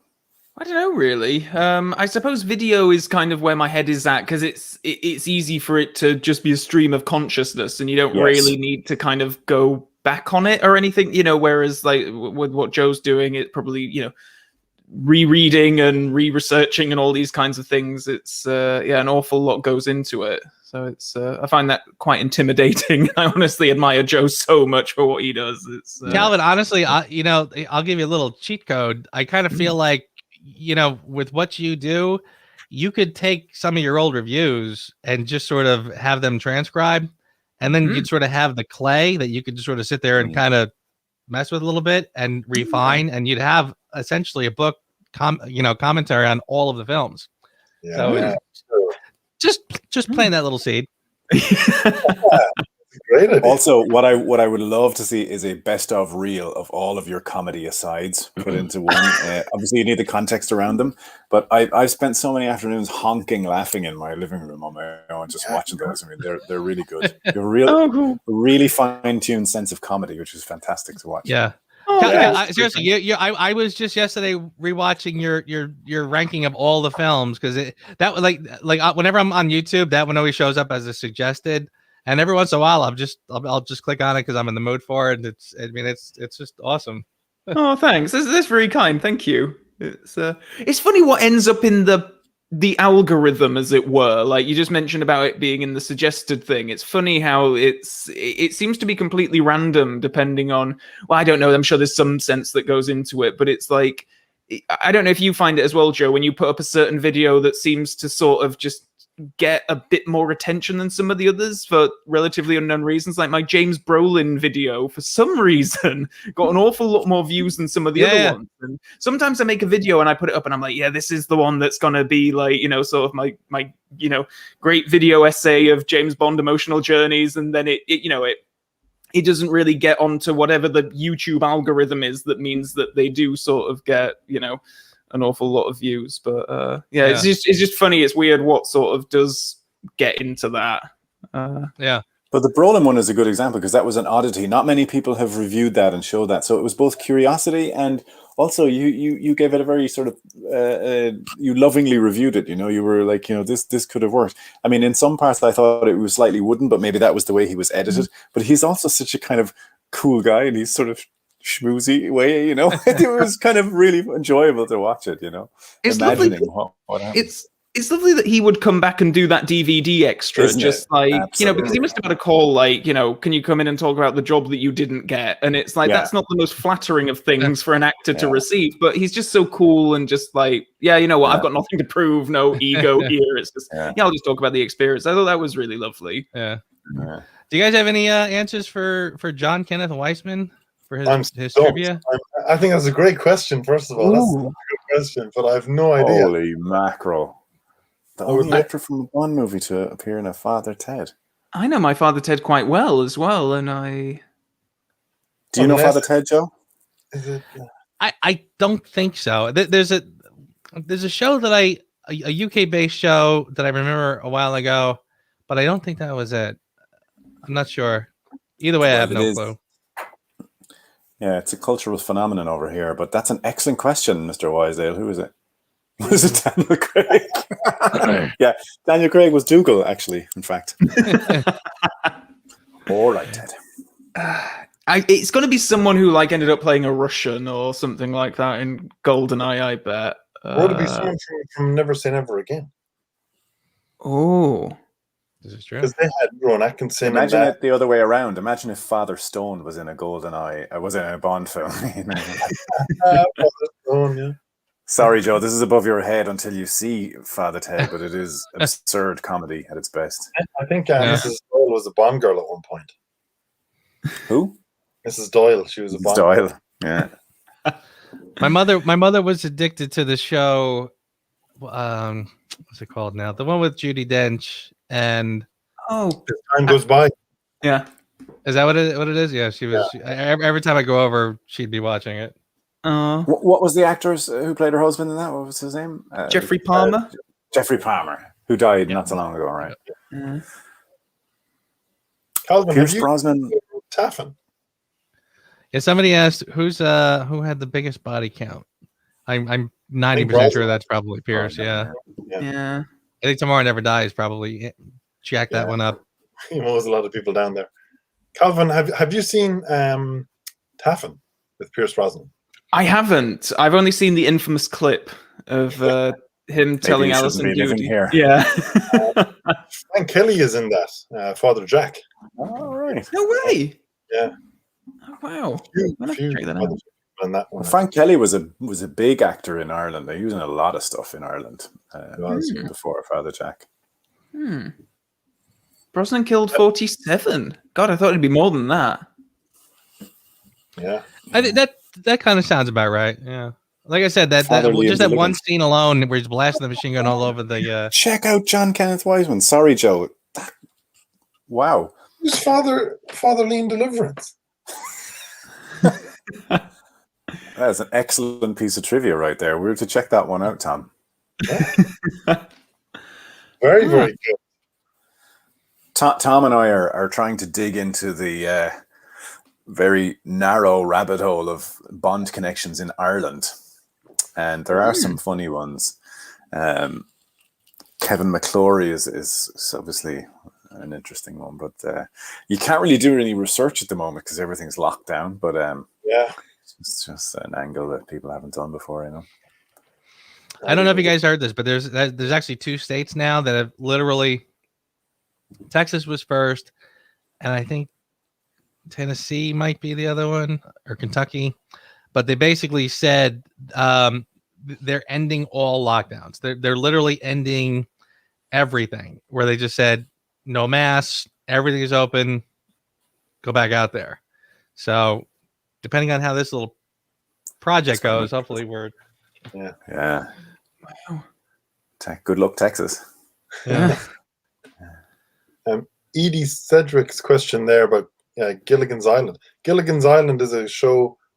I'm aware it's a thing. I know it exists. I know it's big in America. People are familiar with it on reruns and everything. I've never seen it. Same. What Tom said. Yeah. I have no idea who that could be in that question. Bond villain actor. Yeah, I can't. I've probably seen every Gilligan's Island. You're absolutely right. You nailed it. I think that you know what? If it is, I have no clue. But that sounds like it would be a right answer. I'm just guessing because I think he was on what was it, Love Island or whatever it was called. Fantasy Island, yeah, Fantasy Island. Oh yeah, Fantasy Island, yeah. Yeah, Joseph Wiseman. He said. Huh? That's cool. Okay. You persistent trying to revoke me, Mr. Bond. Oh, Patrick said Mississippi, the other one, yeah, and Johan, Mississippi, Texas, and Mississippi. All right, we'll see. Here's one for Paul and Calvin. You know, Keeping Up Appearances. Oh yes. So when I was younger, I always thought that Carol Bouquet from US Only was Carol Bucket.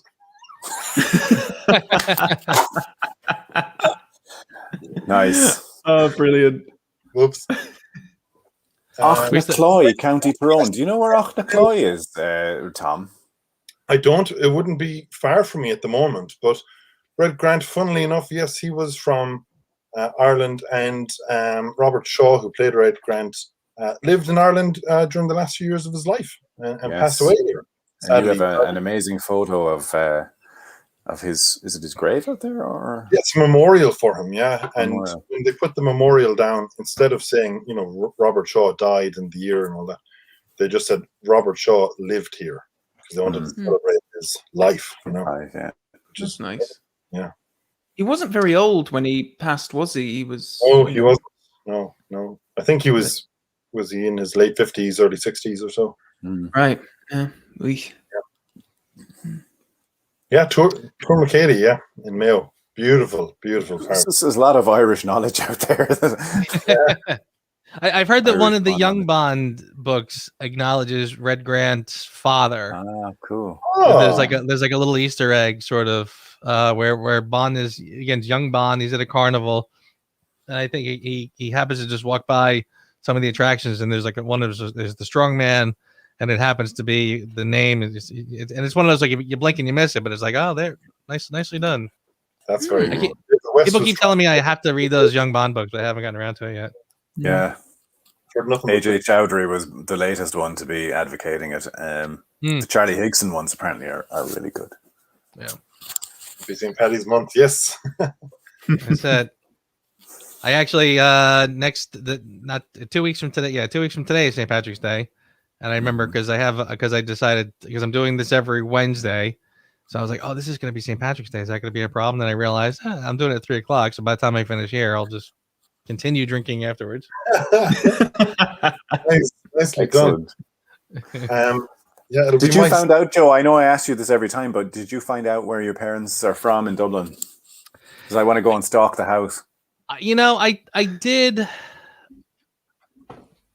and I can't remember now what they told me. I asked my father, and he said something. I'll have to ask him again. That was pretty dumb that I forgot. Heather Green's knowledge of the spelling of County Tyrone towns is pretty incisive. I'm guessing Heather has an Irish connection. I guess so. Hold on. Oh, wow! Cork man living in Venice. That's the dream. Nice. That is the dream. Venice. Dave over there, man. That's hard to beat. Brilliant. All round to your place, Mr. Wiseman, next time we're over in Venice doing a Casino Royale location tour. There you go. The Moonraker location tour, surely. Oh, yeah, of course. Joe's drink videos. Nice. Which I might revisit soon, actually. Now that I finished all the reviews, I am kind of scrambling for some content ideas. I gotta get you gotta give me your best Sazerac recipe, Joe. Yeah. I tell you, Sazeracs are really good, by the way. You want a little. I did a video in New Orleans, and at the end of the video, the people I was with, we go into the Sazerac bar in the Roosevelt Hotel, and it's a really old school. I go there every time I'm in New Orleans, and this last time I actually videoed the girl making it, and I asked her to kind of explain it, and she does. She explains that making the cocktail top to bottom, and it was spectacular. That's cool. Kind of check that out. Joe, if you were to recommend top 3 Bond locations in America, and keeping in mind, New Orleans, I've never been. It sounds superb, music town and everything, but where would your top 3 American Bond-related locations be? That's a good one. It's funny you say that because I've literally written down what are all the American locations, and I think I've come to 6 that are very worth going to see, and one that I would never bother with. The one being Kentucky. Sorry, Kentuckians. Yes. I mean, I'm sure it's a wonderful place. I've never been, but I mean, but even then, it's like it's one of those where you're not really going for the locations. You're really going because something was filmed here, so I'll go look at it. But honestly, I mean, the Fontainebleau in Miami, probably hands down, is probably the one. Where if I'm like I mean, New Orleans is spectacular, right? So you have to go to New Orleans. But I can't think of like a specific place in New Orleans that I would call like the quintessential Bond location. Like I could go to where, here's where the Filet of Soul exterior was, but there's really nothing there. The Fontainebleau is the one where you can actually go in and just do it up. Like it's a real existing place. What's funny too? Like I literally live about a half an hour from New York City. And I have done location videos and stuff. It's never occurred to me to go to New York City. And I say to myself, I don't know, maybe it's just one of those things where if you live there, you don't really think about it. Yeah. But it's never occurred to me to really go and just shoot a video. So like, oh yeah, here's the locations in New York. And there really aren't. Paluzzo, by the way, his number one place is Fort Knox, Kentucky. There you go. Yeah, I mean, and he's got the gun, so this is true. Yeah. And yeah, right. I mean, it's like, and again, somebody said San Francisco. I mean, San Francisco is another great one. But again, like if I was to go to San Francisco, like where would be the place I would go to say, here's kind of the most Bond-ish location. I mean, the whole city's great. Yeah. The wharf is gorgeous. There's restaurants galore. Yeah, City Hall. So yeah, I think, and plus Key West. I mean, I think somebody. Yeah, I mean, you could always hang off the Golden Gate Bridge, couldn't you? You could fight someone with an axe on the Golden Gate Bridge. There you go. Good cheeky Bond. Sorry, Tom. You're going to fight on the Golden Gate Bridge. Joe, on a separate note, I might have to bend your ear and do a Springsteen tour of New Jersey sometime as well. If you can help me out with that. Ni casa su casa, brother. Seriously, you got a place to stay anytime. In fact, I'm actually my office is sort of the office / guest room because cool. Like in one corner, I keep telling myself I'm going to swap it out for a couch, but I have like a twin bed in the corner here, and so it's sort of like the guest room if anybody ever needs it. Nice.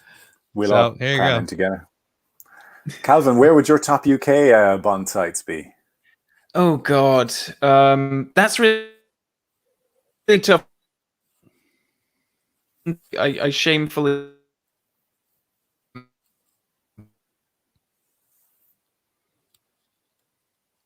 think we've lost Calvin. You guys hear him? Yeah, he's frozen in thought there. Can you hear? I think that's a hard one. Oh no! Can you? Oh, you're back now. You're back. Yeah, you're back. Oh, you're on again. Good. You didn't miss anything anyway. I was just waffling.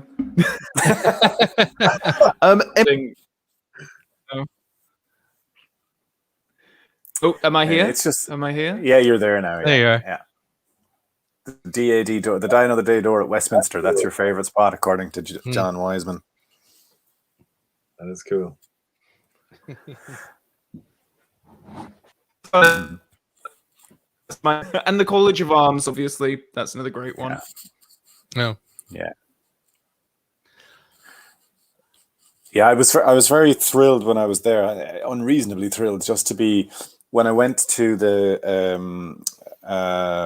Bond Stars event. They had Caroline Bliss was in a pub in London in the upstairs floor, just giving a talk to a small group of Bond fans, and it was just across the road from MI6. And like, I don't get to London that often, but yeah, it was just an exciting moment to see MI6 in the dark. You know, it was really cool. Yeah. Really good fun. You know, and I was just gonna ask, like when you're in London, like where would be like the best restaurant to go to that's sort of the most James Bondish?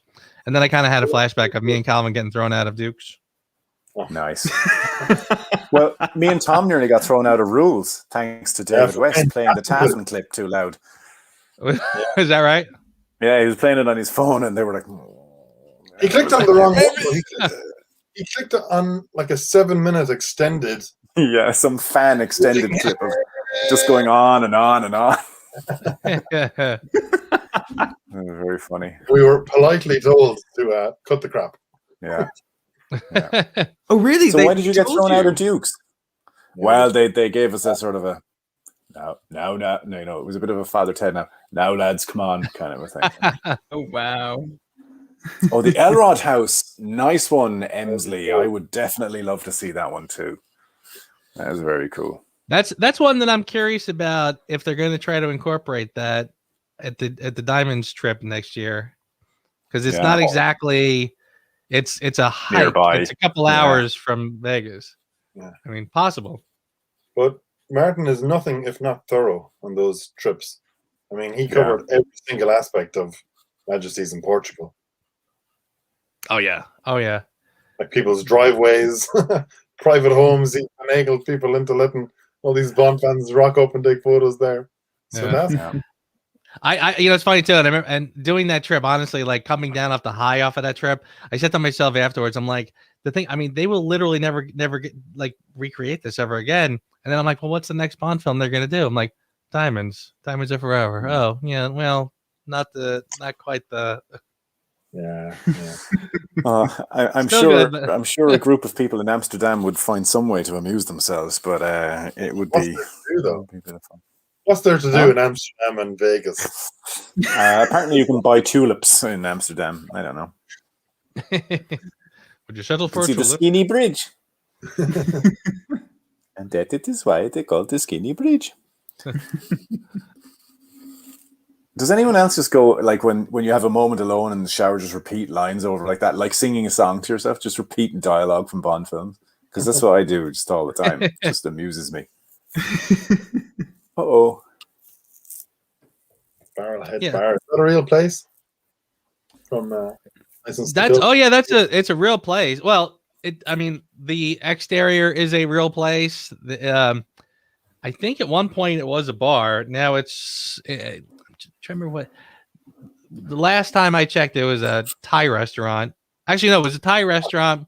Then I think it was just a bar again, but not very nice. That I tell you what, that would sort of probably be that would go up in my little fantasies of if I won the big payout, the big giant lottery. Yeah, it would probably like Palmyra. Set up a bar in New Orleans called the Filet of Soul. And probably the Barrelhead could be right up there because like talk about a great location. Yeah, nice idea. Have you seen? Is it SIS Training? That Instagram page. They have like a cool Barrelhead bar T-shirt you can buy with the the big giant swordfish and everything on it. It's very cool.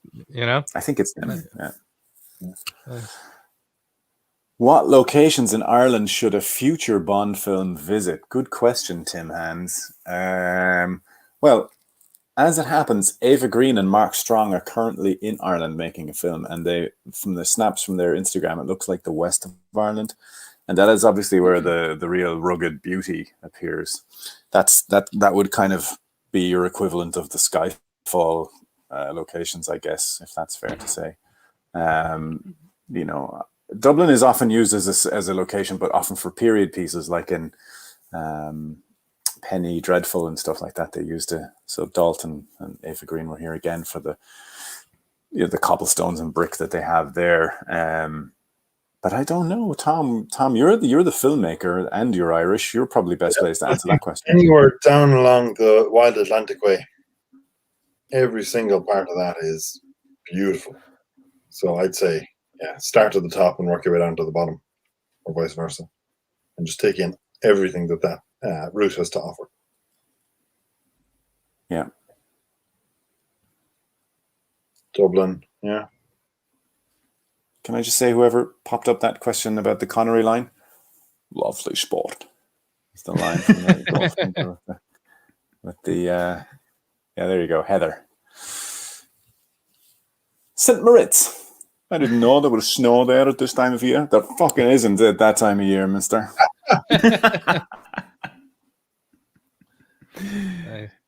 Which parts of Yorkshire should appear in a Bond film? Jeez. That's a good question. York, Harrogate, the Cliffs of Moher. Is that an Irish location? Yes, it is. That's a good one, Gareth. That would be very dramatic. Yeah. You're from Yorkshire originally, is that right, Calvin? I am, yeah. And Gareth Smith as well. Yeah. Oh. Small town near Leeds. Which, yeah. But been in London for about 10 years now, which is flown by. Yeah, 10's still all right. Yeah. Oh my God, more people with more knowledge of Irish places. Kerry, Barra, Dingle Peninsula. Yeah, all beautiful spots. Yeah. Just don't know what I get to do. The one time Bond does appear in Ireland is in the Gardner novel, No Deals, Mr. Bond. Now I know, Calvin, you reviewed the Gardner novels recently, or not so long ago, didn't you? Do you remember that one? Oh. Well, I got up to about number 3, and then I've struggled. I got up to Icebreaker, and then after that I'm a little. Yeah. It's actually good. It's a relatively good scene, that one, isn't it, Tom? There's a chase out of a castle and everything, and it's quite decent. Ashford Castle. Yeah, which is where Pierce got married as well. Locations are. We went there last summer. It was absolutely gorgeous. Yeah, really, really nice part of the world. Skipton. Oh, Skipton's lovely. Where's that? That's it's up in Yorkshire. It's a really nice town. Cool. Yeah, it's lovely there. I think Ireland has been robbed. It hasn't been. Hasn't been it has. Yeah. You want to do another round? There was always rumors in the press when Brosnan was found that he was pushing for Ireland, but I think that was just something that the Irish papers. But they're always dabbing their toes in here. Like Billie Eilish apparently had her first conversations with Barbara Broccoli in Ireland. You know, no way. I think they were over here making the rhythm section or something, and then Billie Eilish was on tour at the time or something. And didn't she have a hand in the musical version of Once? And I think that when it played here in Ireland, when it played in Dublin, she was photographed there with Pierce Brosnan. He showed up. Cool. This would have been during the Craig era, which is nice to see two of them hanging out, two of them photographed together. Cool. The Bridge in Knaresborough would be nice to see. Wow, we're going deep Yorkshire with this. I like it. Deep Yorkshire. Derby O'Killen. I watch it every. She's my dear, my darling one, my smiling and beguiling one. I think a location. I love the island. I don't laugh. My girlfriend Kyle Barbeau, yes. Over a drink, please, he's all right. Kyle. Kyle's all right. Kyle is a legend. Kyle knows more about beers. Kyle is the man who he talked to, because what was the beer that Bond drank in The Living Daylights? I'm sure he'll ping it to me now. It was it wasn't Augustiner Brau, but it was a German one anyway. And he knows about mixing Guinness with champagne for the Black Velvet, like he also drank, and the difference between canned Guinness and draft Guinness. Kyle Barbeau knows his booze, let me tell you. Oh, he does. Absolutely. But he drank. Dalton drank a beer in The Living Daylights? Oops.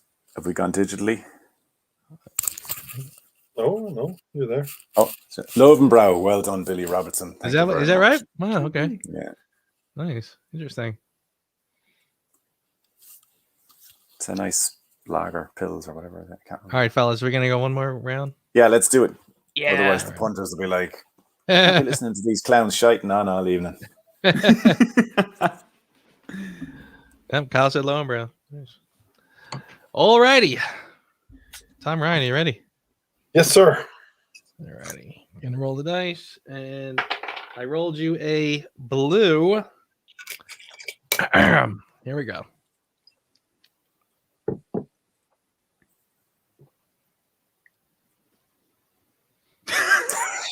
It's the best. We got to take stills of Joe's face when he reads the question. It's going to be a killer. Well, actually, I have to skip the blue because the last question from the last round was this question. That's why I got confused. The question is who played Sis Linder in Goldfinger. Who played Sis Linder? If only you'd asked me that question, then I would have gotten it right. Okay, Mr. Ryan. Yep. Who does Christados sponsor as an Olympic hopeful? BB. That is correct. All right. Mr. Dyson. Yes. How does Bond first capture Sanchez? Oh, God. He attaches a wire around the tail of his plane? That's correct. He lassos the tail. Why that sounds dirty. Of Sanchez's plane. Very good. All right, Mr. Lally. Yes. What weapon does Goldfinger threaten Bond with when he's tied to the table? It's like a laser that can cut through solid metal. Absolutely. Or point a spot on the moon.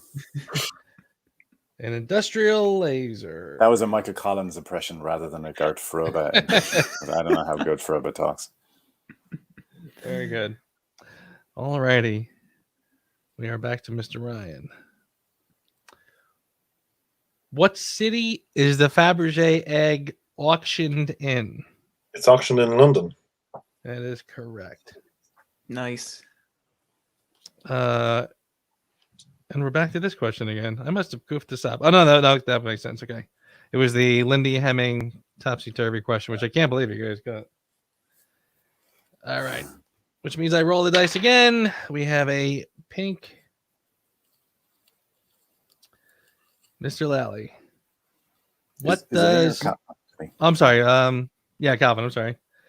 What does Bond offer as a stake in his backgammon game with Khan? Oh, the Fabergé egg. Fabergé egg is correct. Mr. Lally, what is the name of the Havelock submarine? Oh, I wish I'd taken Calvin's question. I watched this recently as well. The Neptune? No, it's Neptune not the Neptune. is correct. Woo! That's absolutely correct. All righty, Mr. Ryan. This is a weird one. Well, Rosa Klebb. I know, stop. Oh, no. Rosa Klebb has a poison-tipped blade in which shoe? In which shoe? Her right shoe. Oof. That is correct. Her right shoe. Absolutely, 100%. 50-50. Nicely done. Mr. Dyson. Both shoes. It's like the Dr. No question. Well done. Calvin, in which city does Bond first meet Jack Wade? St. Petersburg? St. Petersburg is correct. Huh.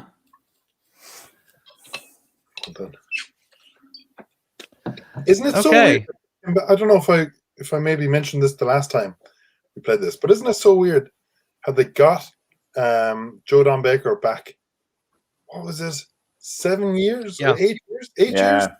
Yeah. So it would have been like getting because last year when No Time to Die was meant to come out, it would have been like getting Javier Bardem back. It's the same time period. Yeah, God. as a totally different character. 8 years. Yeah. Yeah. Javier Bardem came back as an ally. Yeah.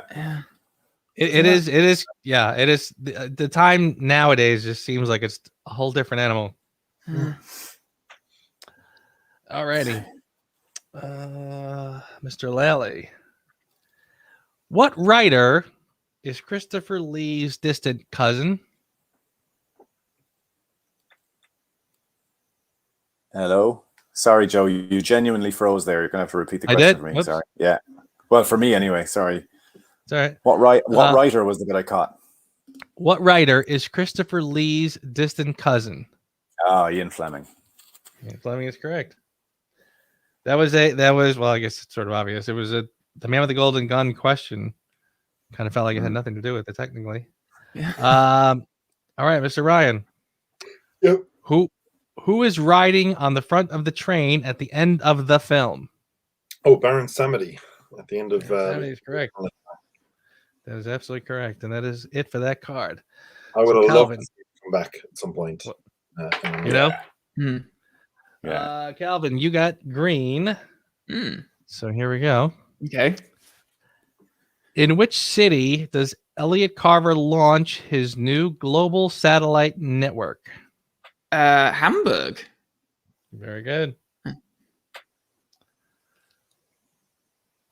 Mr. Lally, who are the two producers of Dr. No? Albert R. Cubby Broccoli and Harry Salzman. Very good. Very good. Mr. Ryan, Joe Don Baker starred in 2 other Bond films. Which movies are they? 2 other ones. So other is the key one here. Yeah. So I can ask for the film, but I'll be Dr. Man. I would guess. I'm just going to go for it. I'm going to do a Calvin, and I'm going to say. Do I just pick one? Is it? I love the way you know exactly what these films are, and yet you might get this wrong. You just have to name the that one. Is, yeah. I need 2 other films. Sorry, what was the question? Joe Don Baker starred in 2 other Bond films. Which films are they? Oh, feck! So I have to actually name them. What do I do here then? Should I go? Should I take a chance or? I'll take a chance. I'll take a chance. GoldenEye and Tomorrow Never Dies. That is correct.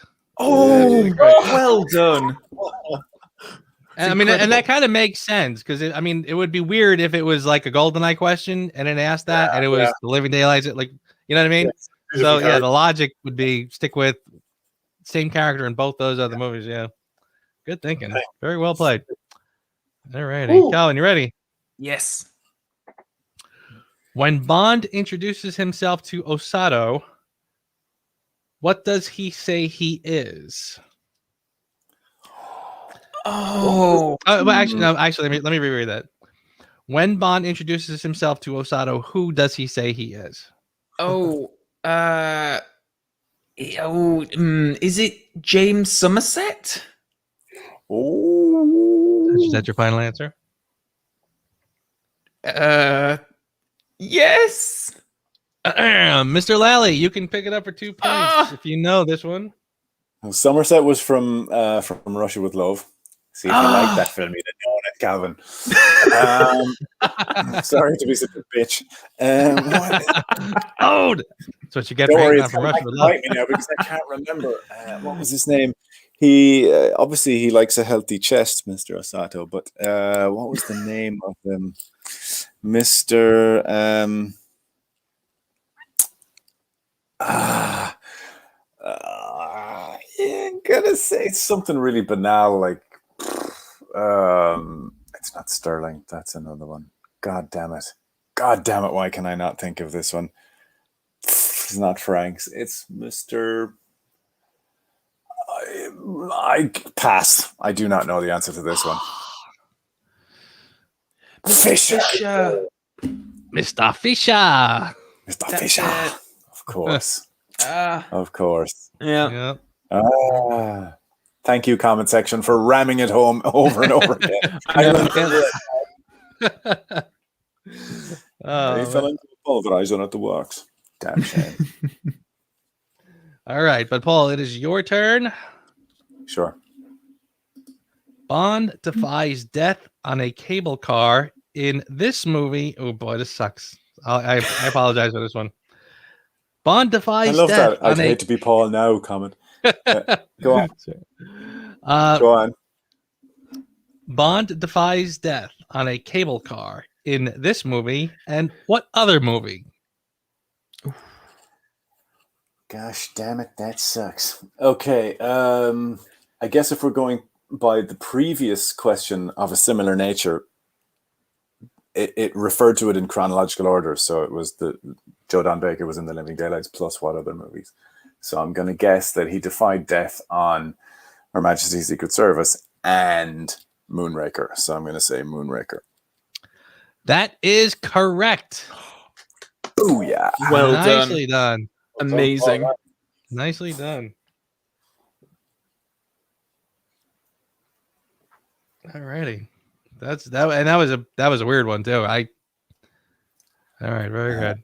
I wouldn't have gotten it had it not been for the pattern already suggested by Tom's question. So. All right, Mr. Ryan. When Bond arrives in North Korea, where is his Walther P-99 hidden? In his surfboard, obviously. And his surfboard is correct. Where else would you hide all that? In your surfboard. Wow. Nicely done. All right. For a moment, I heard Christopher Walken from Pulp Fiction there going, up his ass. That would have been wrong. I love Sorry, you. random. That's the beer talking. This is half the reason we play is to drink a little bit. All right, Calvin, I'm going to roll the dice. Okay. You got purple. What kills Dr. Tynan, the Diamond Mines dentist? Dr. Tynan. Oh, it's a scorpion. That is correct. Yeah. Dr. Tynan sent us. I actually played trivia just the other night, and I got that one wrong because they kept thinking that Dr. Tynan was first, and then later it was a question about the guy with the scorpion, and I'm like, I kept thinking that some other guy was Dr. Tynan because then they go to find the guy to do the scorpion or whatever. Oh yes, no, you're right. Yeah, but that's They killed Dr. Tynan, and then they killed the other guy with a bomb.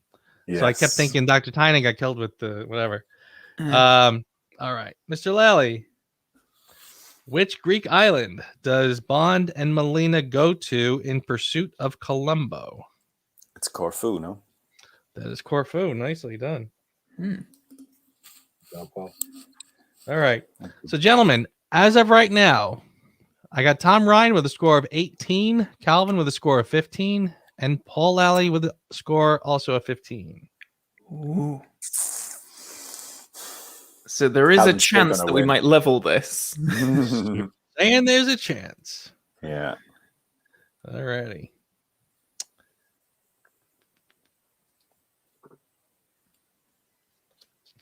I don't like long pause. It's making me very yeah. It's honestly, it's just because I don't read very well. Kind of like that. Which Bond producer loaned his Rolls Royce to be used on? Which Bond producer loaned his Rolls Royce to be used on film? This is for me, isn't it? Sorry, yes. Sorry. That's Kobe Broccoli. That is correct. Taking your score to 21. Way. Okay, let's see how the other guys do. And it did say on film, so it was worded a little funny. That's why I got stumped a little bit. Okay, Calvin. Here's another one of those questions that you kind of can't stand. Who plays Moneypenny? Oh. Well, I've got to go with Lois Maxwell because, I mean, it's like over 50% chance of being right, surely. Lois Maxwell is correct. Hey. Yes. Well done. The film was On Her Majesty's Secret Service. That's great work, Calvin. That's brilliant. That was a good gamble. Right. Very true. Okay, Mr. Lally. Which character is told, think on your sins? M. M is correct. Hey. Nicely done. All right, gentlemen. The final score. Tom Ryan, 21. Calvin Dyson, 18. Paul Lally, 18. Hey. Tom Ryan has been the runaway winner, I think, this whole way. Thanks very much. Well done. Congratulations. Yes, and took names. Thank you. Yeah. Yeah, he's an all-star this month, what with his general film knowledge, and now this Bond one, you're running away with it. I have to retire now. Retire undefeated, yeah. Nicely done. Mommy was Well very done. bad. That was great. Does anyone want to do one last quick one? What's that? Or is it asking too much? It's not too much for me if I can be allowed another water break. Sure. Ooh. I will do the same, except I might just put a little bit of vodka and ice in a glass, and that'll be. Joe, are you okay to keep us going? Because you are the host of this. I believe I'm good for a little while longer. I can go till 6. Part of my the never-ending moving thing. Oh, yeah. Sure. I believe I have somebody coming over to pick up the dresser at 6 o'clock. Well, we'll do a quick water break. Tom can stay and gloat if he likes for a moment, if everyone's okay.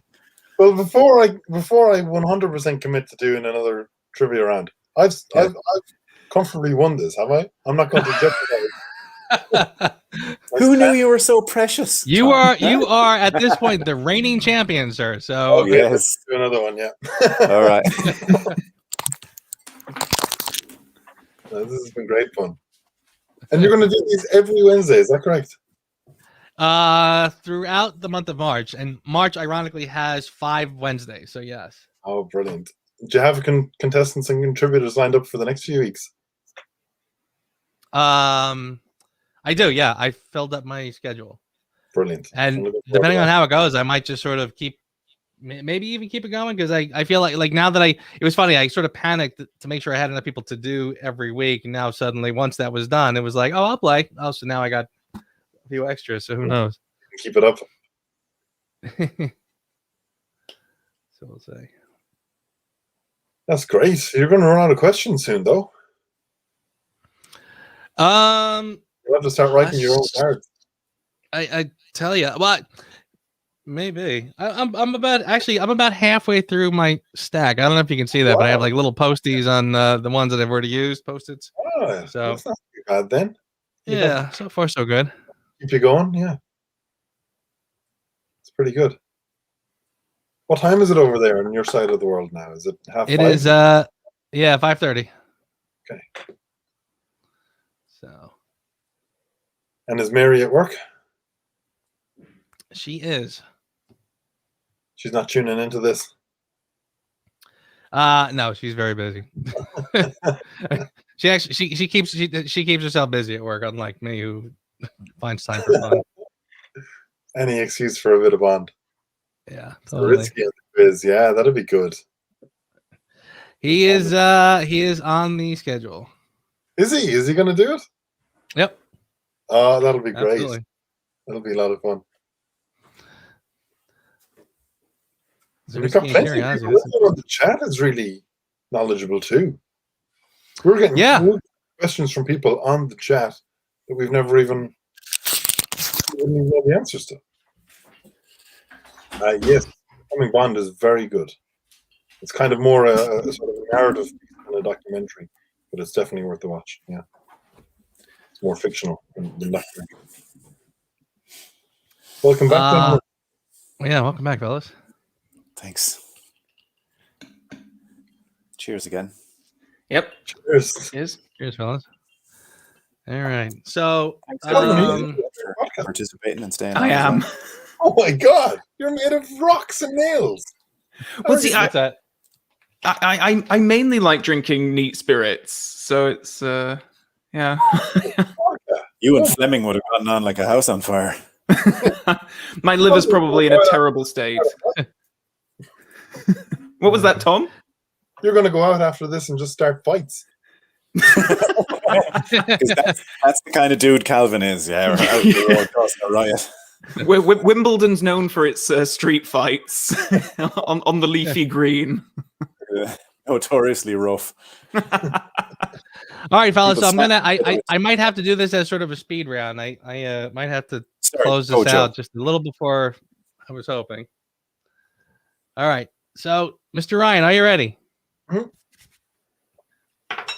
You rolled a pink. Here we go. Okay. What tarot card does Bond trick solitaire with? The Lover's card. That is absolutely correct. A bit that has not aged very well. Yeah, little. Mr. Dyson, what is the make and model of Xenia's car she races Bond with? Oh God. I know it's a Ferrari. I'm never gonna get it. If it's Ferrari, I get it. If not, if you want more detail than that, then no, I don't know. I will give it to you. It's a Ferrari 355. I never would have gotten it. Oh, thank you for being generous. You're very welcome. Mr. Lally, what type of weapon kills Dicko Henderson? That is a... Oh, I'm not sure if it's a knife or a dart, but he gets stabbed in the back. I'm going to say a knife. A knife is correct. Tom, the submarine that Bond and Agent Triple X are on when they are captured in the supertanker Liparus is from what country? The submarine that they're on. Yes. Is from, it's American. That's absolutely correct. Calvin, which production designer whose first film was For Your Eyes Only worked on more Bond films than any other? Peter Lamont? That is correct. Quick shout out to H.A. Chowdhury, who does an amazing Peter Lamont impression, by the way. Is that right? Yeah. I can see that. Oh, we thought we'd have a go. Oh, you know, he just did the very soft-spoken type thing. Very funny. Yeah. Paul, I feel like you've been getting these questions all night, so I apologize. Who plays M? I seriously feel like you've been the one who's been getting these nonstop. I'm just going to take a punt and say Bernard Lee. It is Judi Dench. Oh, damn. Yeah, I'm telling you, I feel like you've had them more than anybody. It's lucky to draw though. I had all those last time we played this. Yeah, very true. Yeah, last time. Yeah. All right, Tom. Speaking of those kinds of questions. Oh, fantastic! Yeah. Who wrote the screenplay? Yay! The screenplay would be Richard Maybaum. Nice. Who else? Nicely done. That was for On Her Majesty's Secret Service. Well done. Nicely played. I was going to say, who else could it be? And then I remembered all the other writers. Calvin, which character does Michael Madsen play? Michael Madsen. Oh, Falco. Damien Falco is correct. Well done. Mr. Lally, what year is the Macallan Scotch placed on Severin's head? Okay, he says 50-year-old Macallan, so that's 1962. That is correct. Well done. Nicely done. Tom Ryan would have killed me if I hadn't gotten that one. Risky fan that he is. Mr. Ryan, what happens to Mr. Solo and his Lincoln Continental? He gets thrown into the like a trash compactor thing. Crushed in the scrapyard, absolutely. Calvin, Baron Samity's flute doubles as what? Radio? It's a walkie-talkie, absolutely. Okay. Alrighty. I would have said a dart. Paul. I completely forgot that. He pulls it. Oh, yeah. Paul, where was Blofeld's volcano lair set built? Where was the set built? Yes. Pinewood Studios. Pinewood is correct. Wow. Alrighty. Tom, I'm rolling the dice. Purple. What is Klaus Hergesheimer in charge of? Checking. What is he in charge of checking at WW Tektronix? The radiation levels. Radiation shields, absolutely. I love that all Bond fans seem to know so much about Klaus Hergesheimer. Yeah. It's That's like I want to see. Whether you know diamonds or not. Yeah. Calvin, how does Bond and Camille get to Bolivia? How did Bond and Camille get to Bolivia? They go in a plane? Oh. Is that right? DC-3 airplane, absolutely. Oh, right. Yeah. Very good. Mr. Lally, Hmm? what is the name of the gadget Q uses to track Bond? Smart Blood. Smart Blood is correct. Good Lord. Mr. Ryan, what country is Rosa Klebb from? She's from Russia. Russia or the USSR? Absolutely. Yes. Jeez, when I called this the speed round, I wasn't kidding. You guys have not missed one yet. Calvin, who sang the title song "Nobody Does It Better"? Carly Simon. Carly Simon is correct. Mr. Lally, who plays Kissy Suzuki? Kissy Suzuki. Mia Hama. Yeah, that's correct. I almost said Akiko Wakabayashi, which I would have been really proud of being able to pronounce, but it would have been the wrong one. Kobayashi Maru. Well done, Paul. Okay, Mr. Ryan, you get orange. Moonraker was the last Bond film for which production designer? Oh, for which production? Ken Adam. No? That is absolutely correct. No, we kept you in suspense.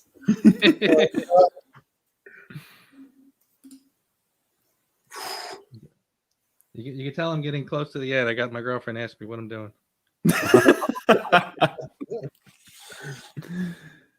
You better hide the bottle of wine. She'll know. She doesn't miss a beat. Alrighty. Calvin. Yep. Lashif has a scar over which eye? Oh God, the left. His left. That is absolutely correct. Oof, God. All right, Paul. Go for it. Who does Bond marry? Tracy DiVincenzo. Teresa DiVincenzo. Tracy. Absolutely correct. Nice. You're getting a throne, but you were not. Tom, who pilots Goldfinger's Lockheed Jetstar? Pussy Galore. That is absolutely correct. My weekend Putting you cosplay according to Paul Ali. What's that? That's his weekend cosplay. I'm one of his pilots, so I should know. Big turkey boobs. All right. Calvin. Mm-hmm. What special feature does Bond's gun have? Oof. Fingerprint recognition. Wow. Jesus, you guys Nice. are absolutely correct. And Paul. Yes. Blofeld kidnaps space vehicles from which two countries? The United States and the USSR. That is correct, which means Bravo. we have a three-way tie, 21 points each. That was that's what we call a no-hitter in baseball. Wow. Cool. Well done, Yeah, fellas. More than that, we had a really good fun evening and afternoon for you. So thanks very much, Joe, for organizing it. Yeah, thanks so much. Thank you. This was a lot of fun, and and again, you guys, we had such a good crew, and you guys were just nailed it out of the park last time that I wanted to make sure the first one this time around was the same crew. You guys just nailed it. Thanks very much. That means a lot. Yeah, a lot of fun. It really does. It's a pleasure hanging out with these guys, and it's a pleasure getting all the comments from people who bother to tune in as well. It's really nice. Absolutely. Yeah. Yeah. And all right, gentlemen. I hate to run. I really do. I wish I could keep doing this and just sort of keep chatting, but I gotta do grown up stuff. if All we right. can choose to all get back together on one of these sometime soon, it'll be amazing. Yes. I'll tell you what. Well, like I said, I got the next few weeks mapped out. Maybe we can all kind of come together the week after that, and then we'll just tack one on in the beginning of April. Yes. Amazing. Yeah? Yes. Yeah. Brilliant. Perfect. I love it. Very Thanks very a lot. easy to copy and drop on the Excel spreadsheet too. Yes. Excellent. All right, gentlemen. Thank you so much. This was spectacular. Thank you everybody for watching, and we'll definitely do this. We'll be here next week. Great. Thanks Bye, a All lot. right, guys. Thanks again. See I'll you. be talking to you guys. Yeah, you Take too. it Take it easy, Joe. See you. Have Good. fun. again. Bye. There you go.